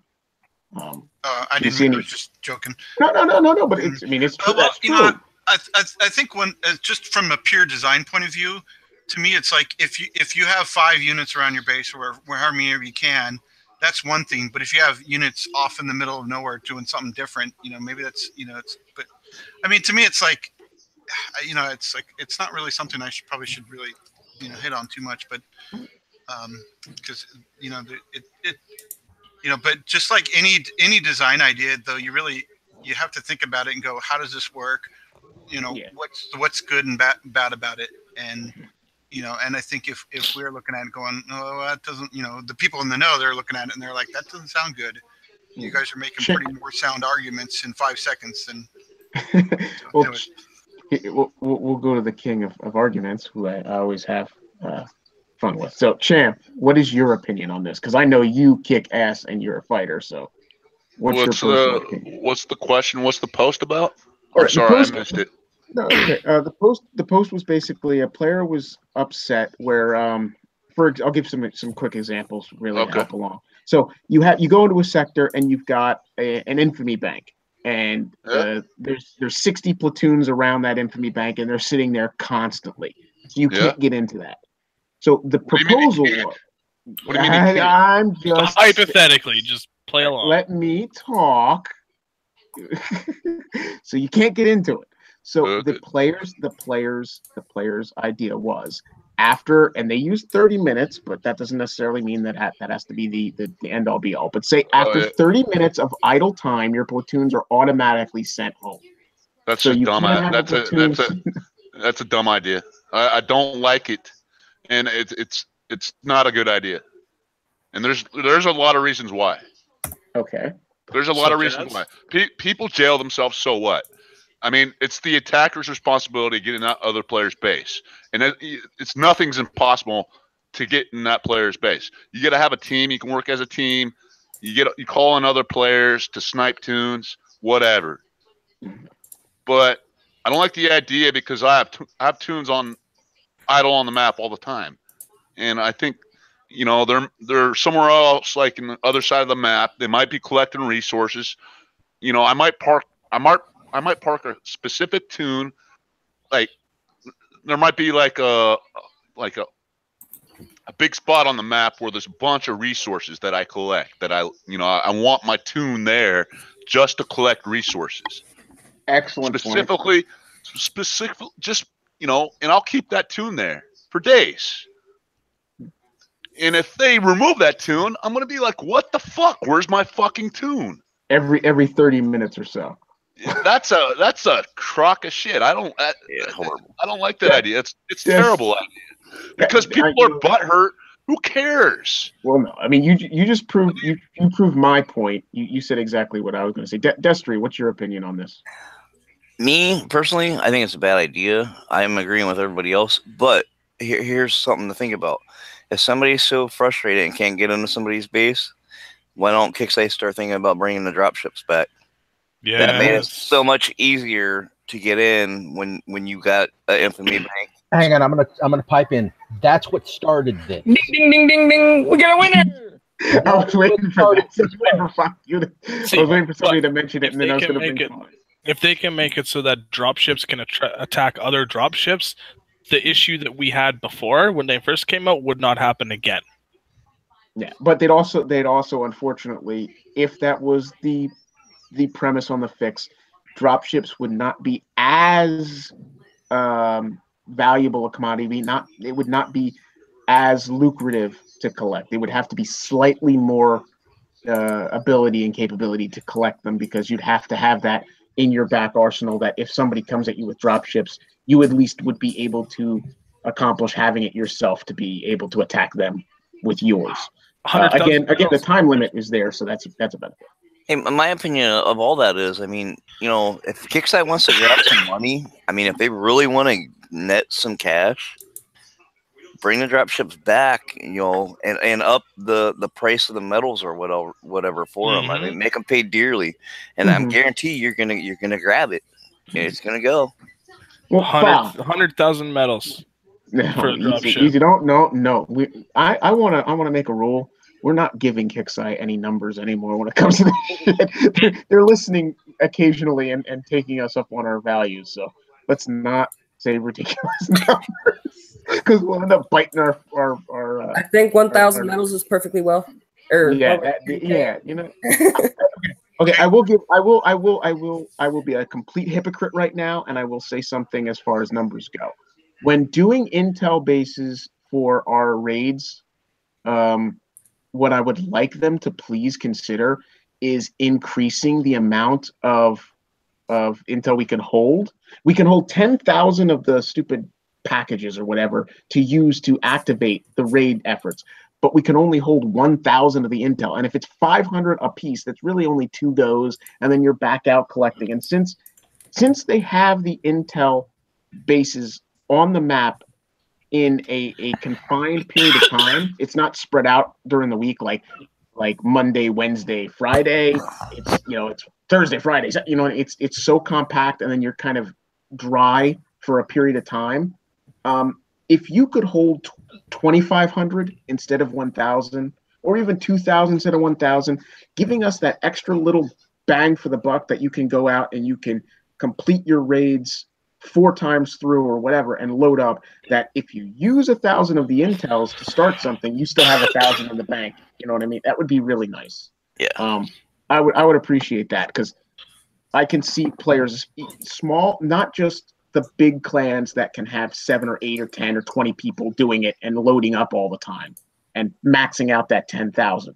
But for the smaller clans of 2 or 3 people, or the clan of 1 that tries to do this, allowing them to bank that side of it would be really, really helpful and show a lot of compassion towards the smaller player who's alone doing all of his raids on his own and would like to have that the buff for damage, or the buff for taking more resources off his enemies when he's defending himself in an enemy sector. Back on topic. I'm sorry. So Makai spoke. Fa, you're another attacker. What's your opinion? And then I'll skip over Slim and I'll give him. Don't touch my fucking tunes. I'll break your fucking fingers. That's pretty clear and concise. No, sir. All right, Slim, what's your opinion on this? My opinion is fuck you, Venom. Anyway, that's a damn good opinion. In fact, many people have the same opinion of it. I know. Anyway, I just think it's a dumb idea, not for any of those reasons, but just because, I like my shit to be where I left it. When you start moving my shit around without me knowing about it, man, I'm gonna lose some shit. Okay. That's good. No, but those are all valid. And basically, my opinion for what I was saying to David was 5 things come to mind. One, what you just said, losing things. There's always been in the past errors where tunes came up missing, units come up missing, yada, yada, yada. When they start monkeying around by automatically instilling code that sends things home, they can pick up phone. They can get Your lost. wife's calling. Yeah, they can get lost. If it's a PvP tune and it gets sent home, but somehow something gets screwed up and it disappears because it doesn't go back to your PvP section, it goes off into the standard, but then it glitches out because it's not really a standard tune or somehow it gets confused. Who fucking knows what can be broken in the game? Next thing you know, you won't have your Juggernaut in your game, and you can't build it, and you can't scrap it. You don't know where you won't have your heavy plat at all. The entire plat could disappear. You'd lose your Juggernaut, you'd lose your Omega Juggernaut, your Omega War Rig. You'd lose your 2 caretakers and a whole speaking of you're coming up with this, I've actually had something like this happen recently. Okay. I had a tune of Phalanx and technicals, and it was in my PvB tune. I was out in a tune battles, and they 3 or 4 hours damage on them. I killed 5 or 6 good tunes fighting with guys, and I brought them home to. When I get back in my base, the tune is out, and there's nothing in the tune. Looks like it's just blackness. So I refresh. I go back into my PvP tunes. It's fucking gone.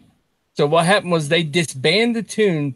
So all the repair I had that was in PvP tune with my tech center maxed, all shit went poop into my freaking storage. So then I had to put it back, boop, not into PvP tune, but regular tune. And had to fucking repair it at regular price. Ouch. Yeah. See, that's bad. That's bad. So that's one concern that I have. I mean, it's something that was probably glossed over in this particular person's idea. Now, I do respect. I understand his point. You have people that just sit on maps constantly and you can't do anything. But in that same vein, not always is it people protecting their banks or clans protecting one mega player, their leader.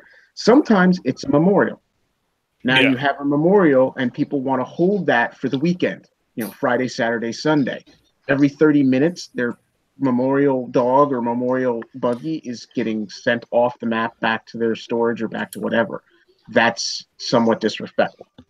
Again, it hamstrings if it's an attacking thing and you want to attack the base, fight your way through. That's what you got to do. This is a war game.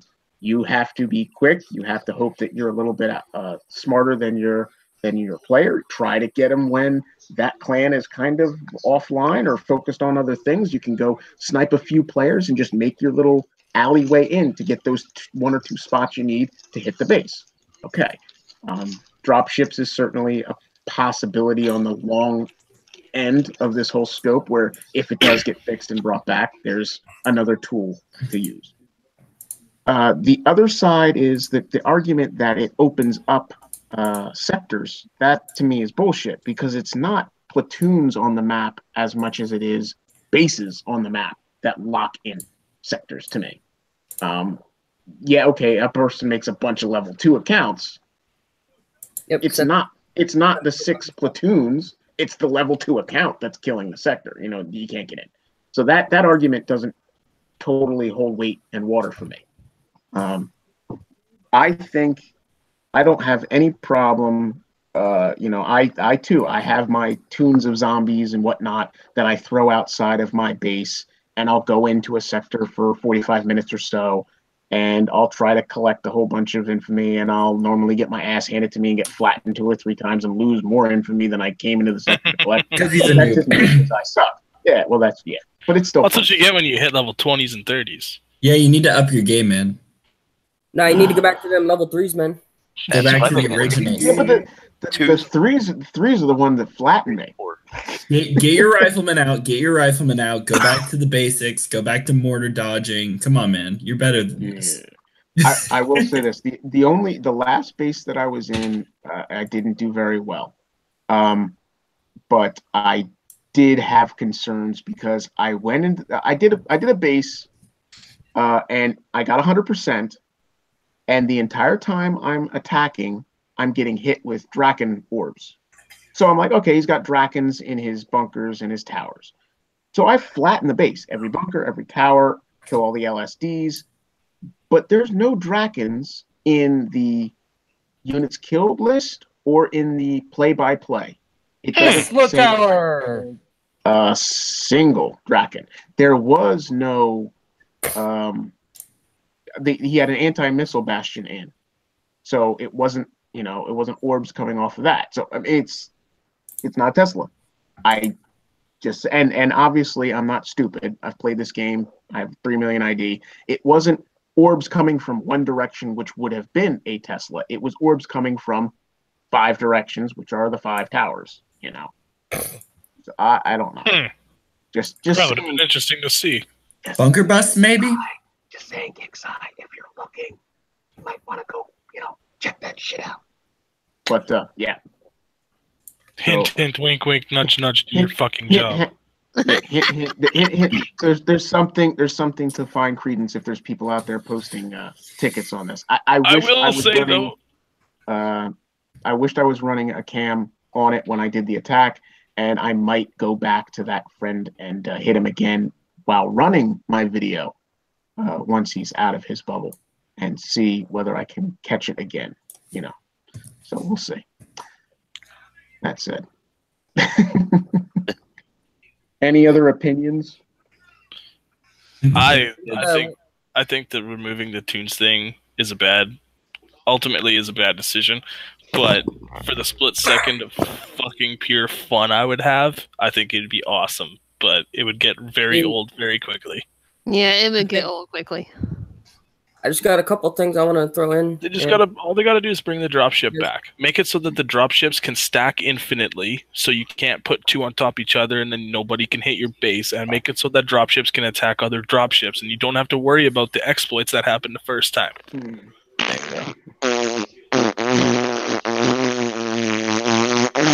Whoa, damn. Thank you. But yeah, like the main exploits, that was the whole thing, is you put 2 on top of each other and then you couldn't get a tune onto the base. Wow. And they couldn't attack each other. You make it so that you can stack infinitely and that they can attack each other, and then you don't have to worry about the exploits. And the reason why I want the dropships back so bad is because you go to these wars and people surround their base with 60 or 80 tunes and all of them are red ringed. Well, the fuck do you do? It takes you 2 hours to get in to fight your way in. And then you finally get to their base, or they get a fucking self bubble. You just pop a drop ship on, go over top all the attacking tunes, flatten the dude. Go ahead, Destry. In the meantime, I would say in the meantime, if they're sending our tunes back for being idle after a half hour, you got to do it all over again. Yeah. Here's the other subject, and this was something Champ touched on and all, is wherever you happen to fall in your sector, if you're a jump a lot and you get into a position where you're not exactly at a prime location for resources or thorium bases or what have you, the one thing that has always been is levels of player bases in a certain region on the world map will dictate what level bases are populating that particular corner of that sector. So if you have high level players, you're going to get typically higher level resource bases. So if you want to hit 80 Thors and not get stuck with a bunch of 40s, you might end up having your base in a section that's all level 20 and 27 and 16 player bases, which means now you've got to travel several hexes up or out to collect level 65 Thors or level 80 Thors or what have you. being able to position a buggy or whatever out on the outskirts, because I keep my 6 surrounds and then I have 4 to play with. So I can throw 4 buggies, one up in the northern section, one in the eastern section, one in the south, and one in the west. Mhm. And this allows me to have a quicker response time to not just resource drops, but when we have our intel bases come on the map, it gives me a better swath of variety to go collect a bunch of intel bases in a quick amount of time. And during events, it allows me a quicker ability to go through my level 5 attack, my level 10 base, my level 15, my level 20, etc., by spreading out my 10 tunes across the world map to the different locations. Now, if it takes me 35 minutes to do my attack 5, 10, 15, my defense, my 20, 25, etc., now all of a sudden, all my tunes are back in my base, and I got to go send them back out to get the level 30 attack and the 35 attack before I do my 40 defense or what have you. I mean, I know I'm not using the proper numbers, but regardless. So this kind of thing, if you look at the number of things that it improves, yes, it gets idle tunes off map and disrupts blanket protection across the red rings and what have you. Although a red ring would not be affected because it's in an active battle. A ring of fire is still active. We're talking idle accounts that aren't doing anything. It's just sitting there, not an attack, not defending. So again, what it means is people then click attack. Or, I hate to say it, somehow maybe there's a program out there that it will constantly, run those rings of fire. So who knows? But there's going to be a way around it, and it's going to benefit more the scumbag twat waffle than it would the short-term benefits that you might see until there's a workaround for it. So I understand the person's opinion, and it was a good idea. It's just you saw there's more harm and loss. I disagree. It was a shitty idea. I think it's a good idea. I thought it was a shitty fucking idea. Well, this is Venom's opinion, not yours. You think every idea is a shitty idea. This is Venom's opinion, champ, not yours. Let him talk. It was just Yo, the salt, guys. Yo, the salt. Let's calm it down. No, but it's just. I understand the person's opinion. I'm not gonna put down the person on the person. He had a great idea. It's just it harms for the one good thing that it has going for it. It's got 15 bad things that would follow from it. So it's the same thing as dropships. I mean, we've brought this up. The dropships had one absolutely wonderful benefit, and in 5 minutes, the panel, myself and Daba and David and Shadow Killer and Fear the Peel and Lonnie and I think 2 other players that were on that panel that day just decimated it. I mean, I knew right off the bat in the pre-show and discussed it on the show. I knew that it wasn't so much the benefit of getting into a jailed base with dropships. I knew right off the bat you could lock yourself down because nobody could touch you, and that's what we all proved, and that's what Shadow Killer and Fear the Peel and I won't say I don't remember if it was who I think it was. I'm not going to say his name if it was that guy. It was me and Shadow. It was me and Shadow. There was Shadow and Fear, and I think there was one other person chiming in, but he no longer is. Phil, probably. No, Fear. No. The Immortal One. The Immortal One's. No, I don't know if he was. No, he didn't have it. He didn't have it. He wasn't around at that time. Yeah. Well, he was around. He just wasn't on that episode. I don't know if he was. I don't think he was on that. If he was, he's not the one I'm talking about. He's still good with me. But anyway, we'll get off that bullshit topic. But at any rate, it only took thinking not just in one direction, but thinking in all directions to figure out the open gaping hole that was dropships. Now, unfortunately, they haven't figured out a solution to it, or it's just sat to the wayside of all the other things that were already slated for release that they've never come around to actually fixing it. But it's a lost and very valuable spec op, unfortunately. Until they can come up with a way, like you said, make it so it can attack other dropships and make it slightly more accessible. Or just I make it understand. part of the game. Who gives a fuck? Well, yeah, there is that. And then of course they give you the forward operating base, which is completely useless. Yeah. they drop. You can get a shitload of them. I don't know how many of those I've had to scrap recently, but it is what it is. But we would like to see Master Thief brought back, and all those really rare things that are out there somewhere in the ether, but very few people get the joy to see them. And dropships come back into play a little bit. Chime in on that one. In the discussion group that me and Daba and a few other players were in, I know this is a sore subject for some people, but it is. You, man. We did get invited to it, Daba, because he was a mod. Me, I have no freaking clue why, but I feel the love.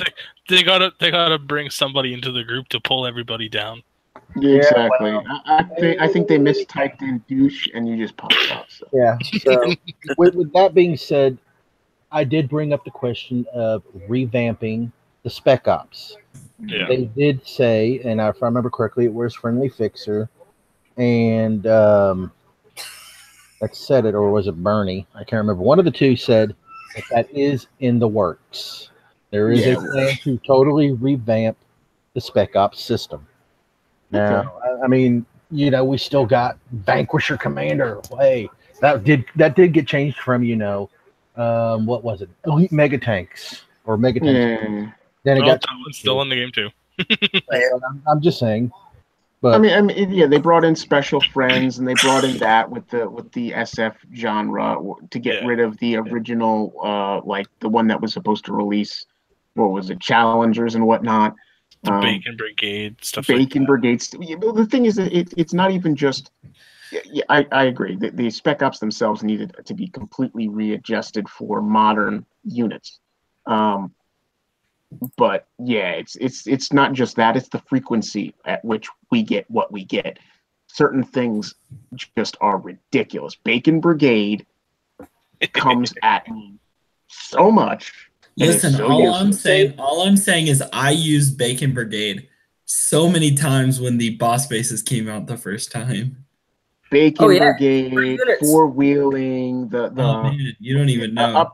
Upgraded muscle, Road Rage, which is fucking 6 FAVs. Now the Scorpion op is better than the Road Rage. You know what I mean? I'm saying, since they're talking about revamping Spec Ops, 2 max level phalanx for 30 minutes would be a great Spec Op. Just saying. 2? No. 2. Look at 3. Do 3. Do 3. 3 maybe. No more than 3. For 30 minutes to an hour. Yeah. 3. Well, no. Well, yeah. 30 minutes, and with the thorium boost to an hour. Come on, you guys are thinking too small. You want 2 Dark Storms. No. Darkly 2. Although one is a base defender and one for attacking. Yeah, Dark Storm for your base defense for 24 hours. Yeah, okay. Yeah, I can't see that being. I would like to see a heavy tune like that we can use in base. I would, the other thing is a lower level war rig. Yeah. In a Spec Op, not a max level war rig, but like a lower 21, level, like a level 21. No, it's got to be a level 30 elite, like the Titans. Well, no, I would say a level 60 because remember, please, I know we fail to see this all the time, but I try to pull everyone back. Stop thinking of it in terms of your account and your level. Yeah. Think of it in terms of every account possible. You don't want to see a level 20 player or level 19 player collect a Spec Op with a max level war rig. Mm-hmm. Although I would love my alt. Or you know what I mean. But a certain level 2 player that's popular in the forums now. You probably don't want that with the max level Darkstorm or War Rig or something. Yeah, max level War Rig, 37 max level Phalanxes on attack. Yeah, you don't want those things. But a level 16 for a mid-range player War Rig to go in and do things, absolutely. Take it in my base, fine. We know we're going to kill it. Or even then, if it's a Spec Op for a faction unit, level 10.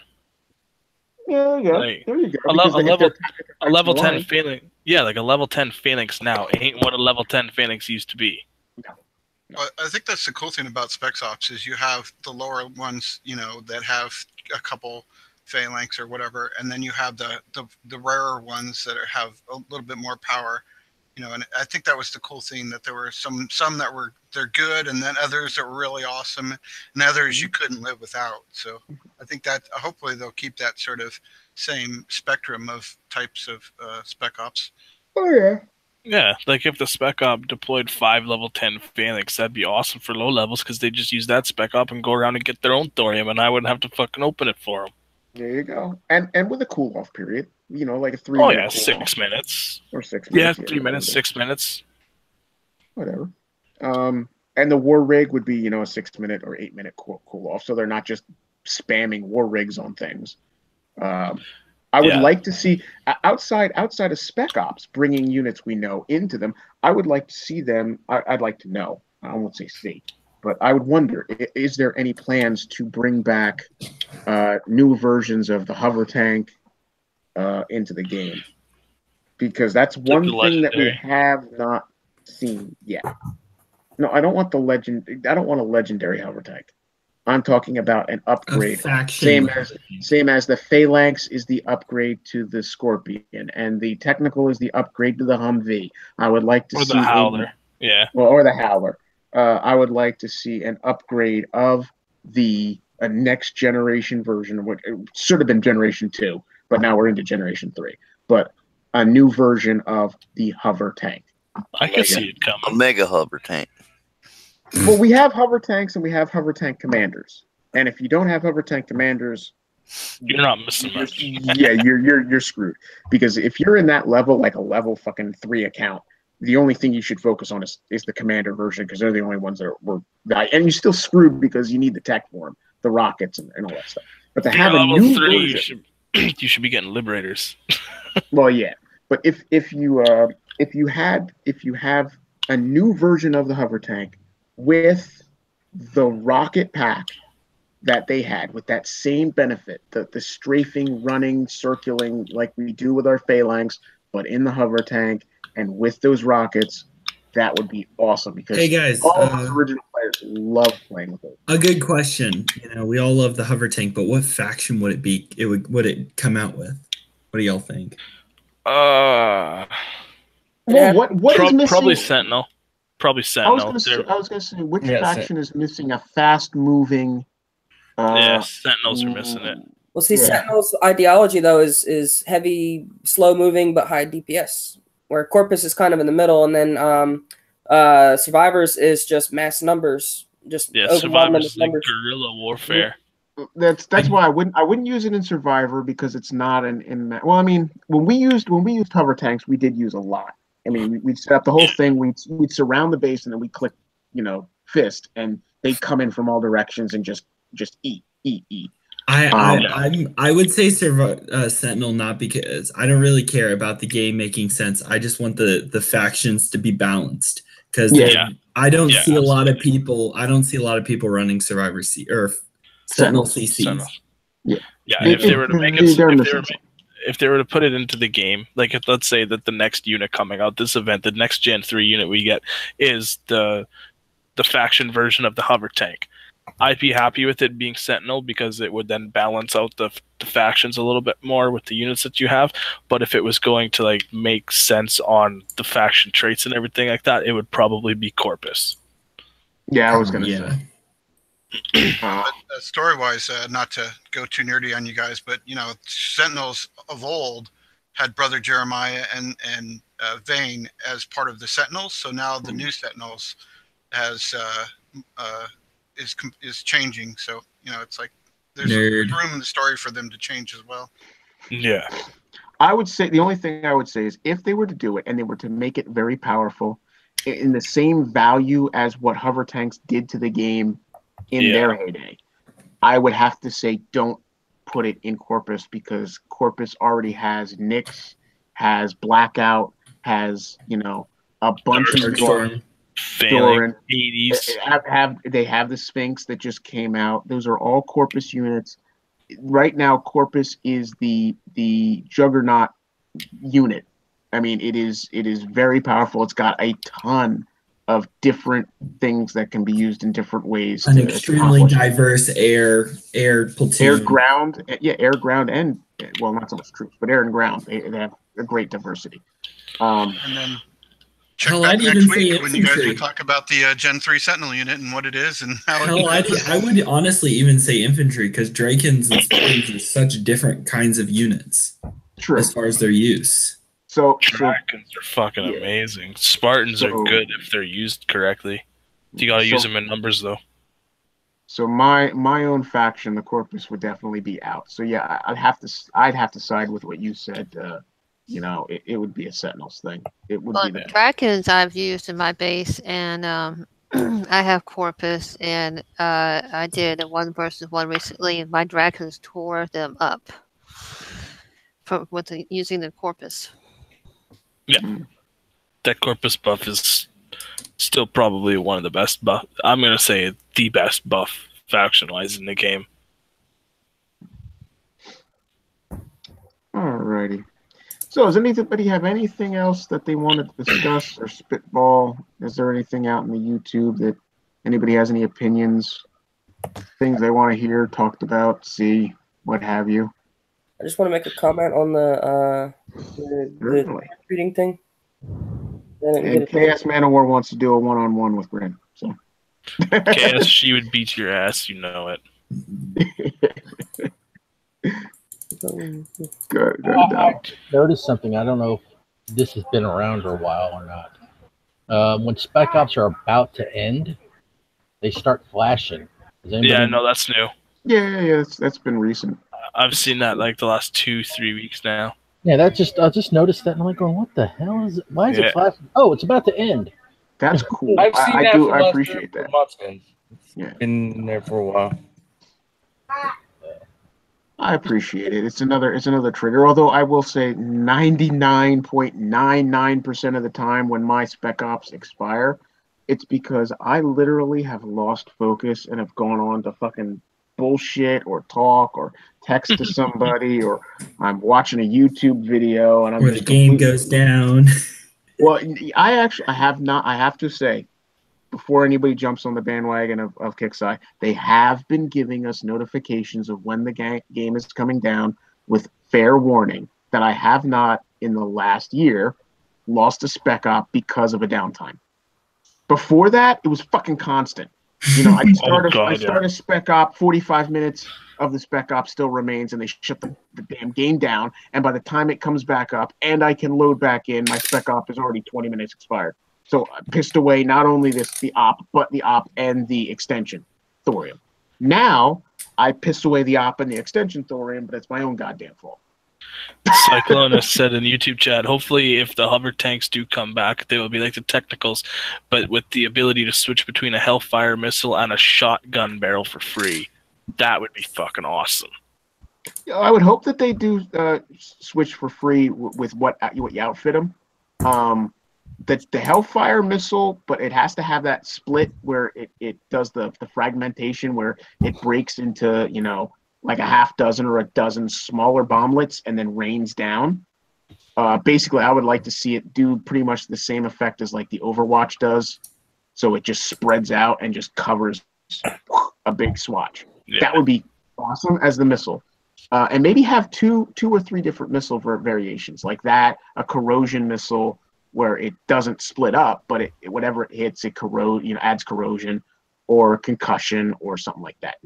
I would say not shock. Just give concussion would be good. Concussion would be good. Concussion, and the break and the split. As far as the rounds go for the cannon itself, yeah, I could totally see like a shotgun, a spread, a big AOE, a flame where its projectile adds a fire effect for amount of time, and maybe an increased velocity, which would mean it would like add more destruction or give you that original railgun style, not as expansive as the railgun, but it shoots through the first thing into the second, like the Okay, help me out. What was the name of that the original railgun tank? The Enforcer. Enforcer, yes, the Enforcer. Where it would hit the first target, but a target standing directly behind it would also take damage. So it would say 2-shot the first subject, but the subject behind it would 3-shot that, because it would take 1/3 of the damage passing through, 1/3 of the damage passing through, and then finally the last shot that would then be the first target, because the original target would have been destroyed in 2 shots. That kind of thing would be awesome. When they put that effect in the event, it was like horrible. It was horrible. Yeah, but hey. Then again, Kickside, look, you can fuck us over because I'm giving you options, but first you got to give it to us, and then you can use it against us. That's all I'm saying. And hover tanks obviously don't. See, they could have had hover tanks and the mines that didn't blow up. It would be like, hey, it's not a problem. It's not us. It's you're using hover tanks. They don't get affected by mines. We didn't fuck up the minefield. We didn't fuck up the building. No, it gives you plausible deniability. No, but I'm glad mines are back to working. Thank God. So, but again, so that's just my little fantasy land, wishful thinking. All right. So with that said, if there's nothing further, we'll do our shout outs and our goodbyes, and I can go lie down because I got a splitting headache. So with our fair guest, Miss Meow Meow over there. Here, kitty. Yes, if she's there. If not, then I'll start at this end and work my way over to her and give her time. Okay, we'll start at my end. So Slim, you start off, and we'll work our way down to the lady. We'll let the ladies have the final word. Okay. Next. No, that's not your shout out. Is not your shout out. Okay. I had to think. Oh, dick. You dickhead. Like something happened to my hangout. Anyway, I had to do it. Sorry, Slim. Anyway, shout out to Rav's leader's finally back where he's supposed to be, on the throne of Rav. And shout out to our wonderful sector that we live in, that we our private security company for. Yay. That's sweet. You're a merc. You're a paid gunman. You fucking. I don't think he's paid. No, yeah, he's not paid. He's not paid well. Micaiah, your shout outs and final words, please. I appreciate everybody on the panel for letting me on and talking about the training experience. Hopefully we'll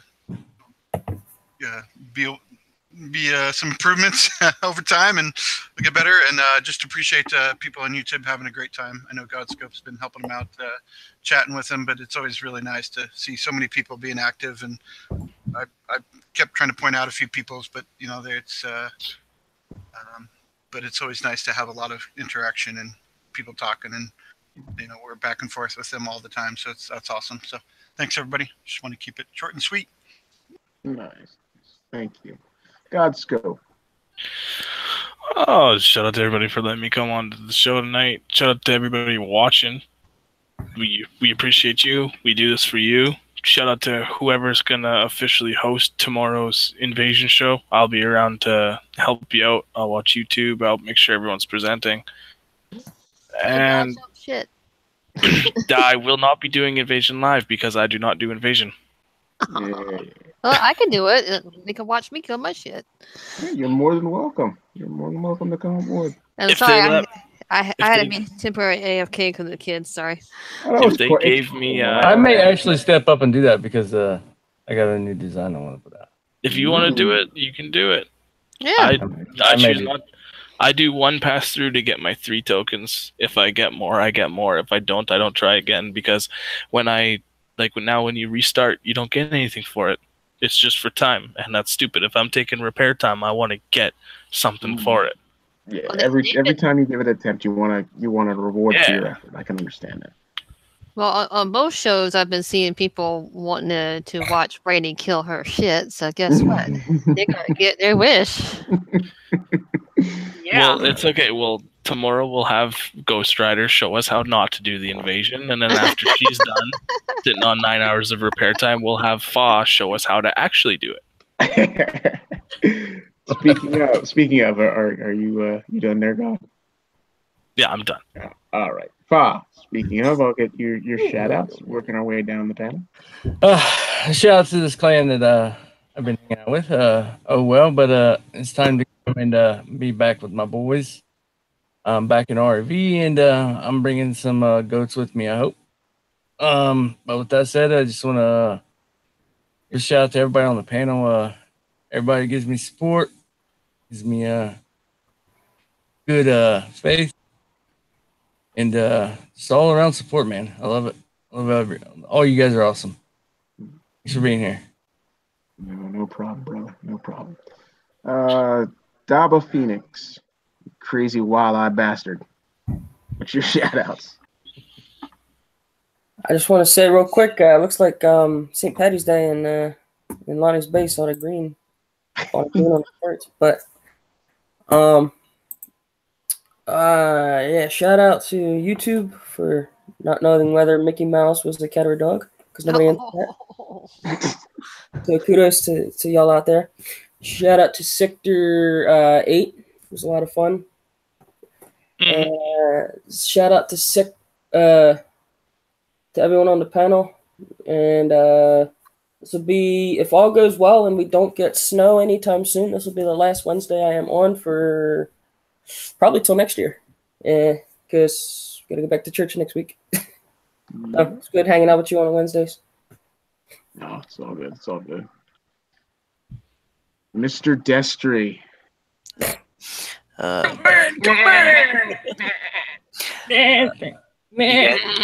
You guys for putting on this show. Everybody on the panel, everybody in YouTube. Can we get a English translator, please? Lonnie for the invite to RAV. It's probably going to happen. So, yeah. Thanks. and thanks for letting me be on the show.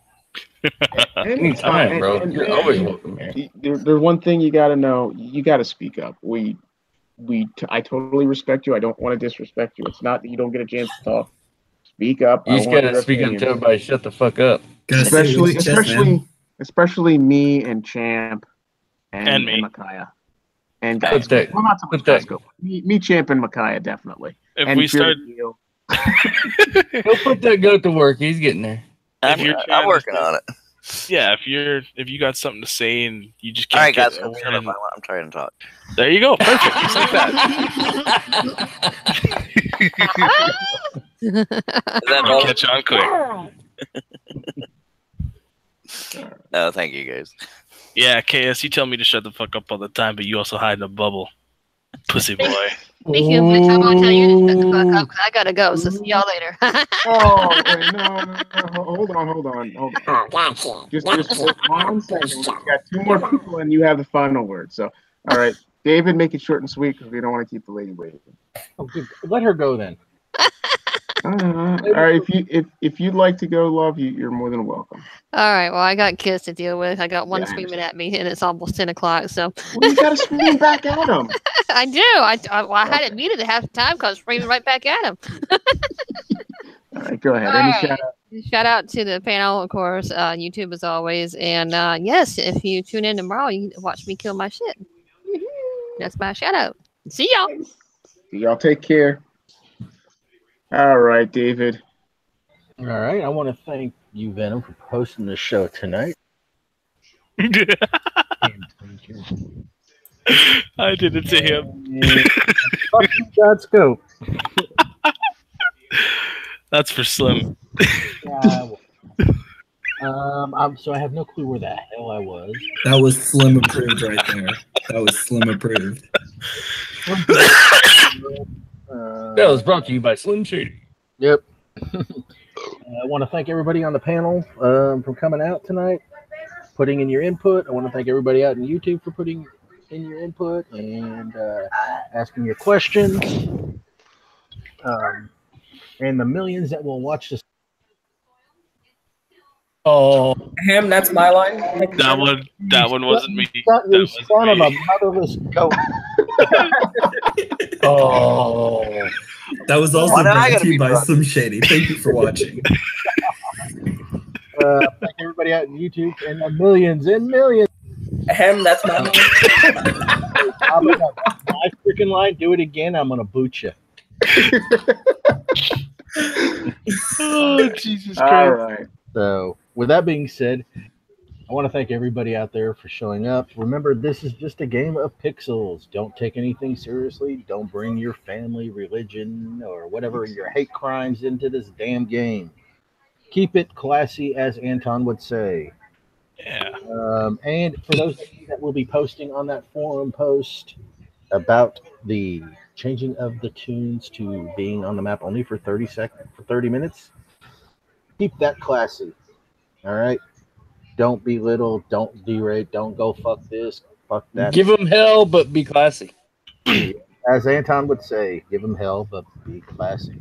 Thank you. Oh, yeah. Fuck you.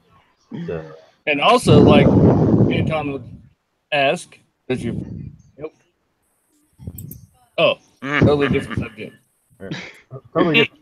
So, anyway, I'm done for the night. And to the immortal one, if you ever watch this show again, which I know you do every once in a blue moon, fuck you.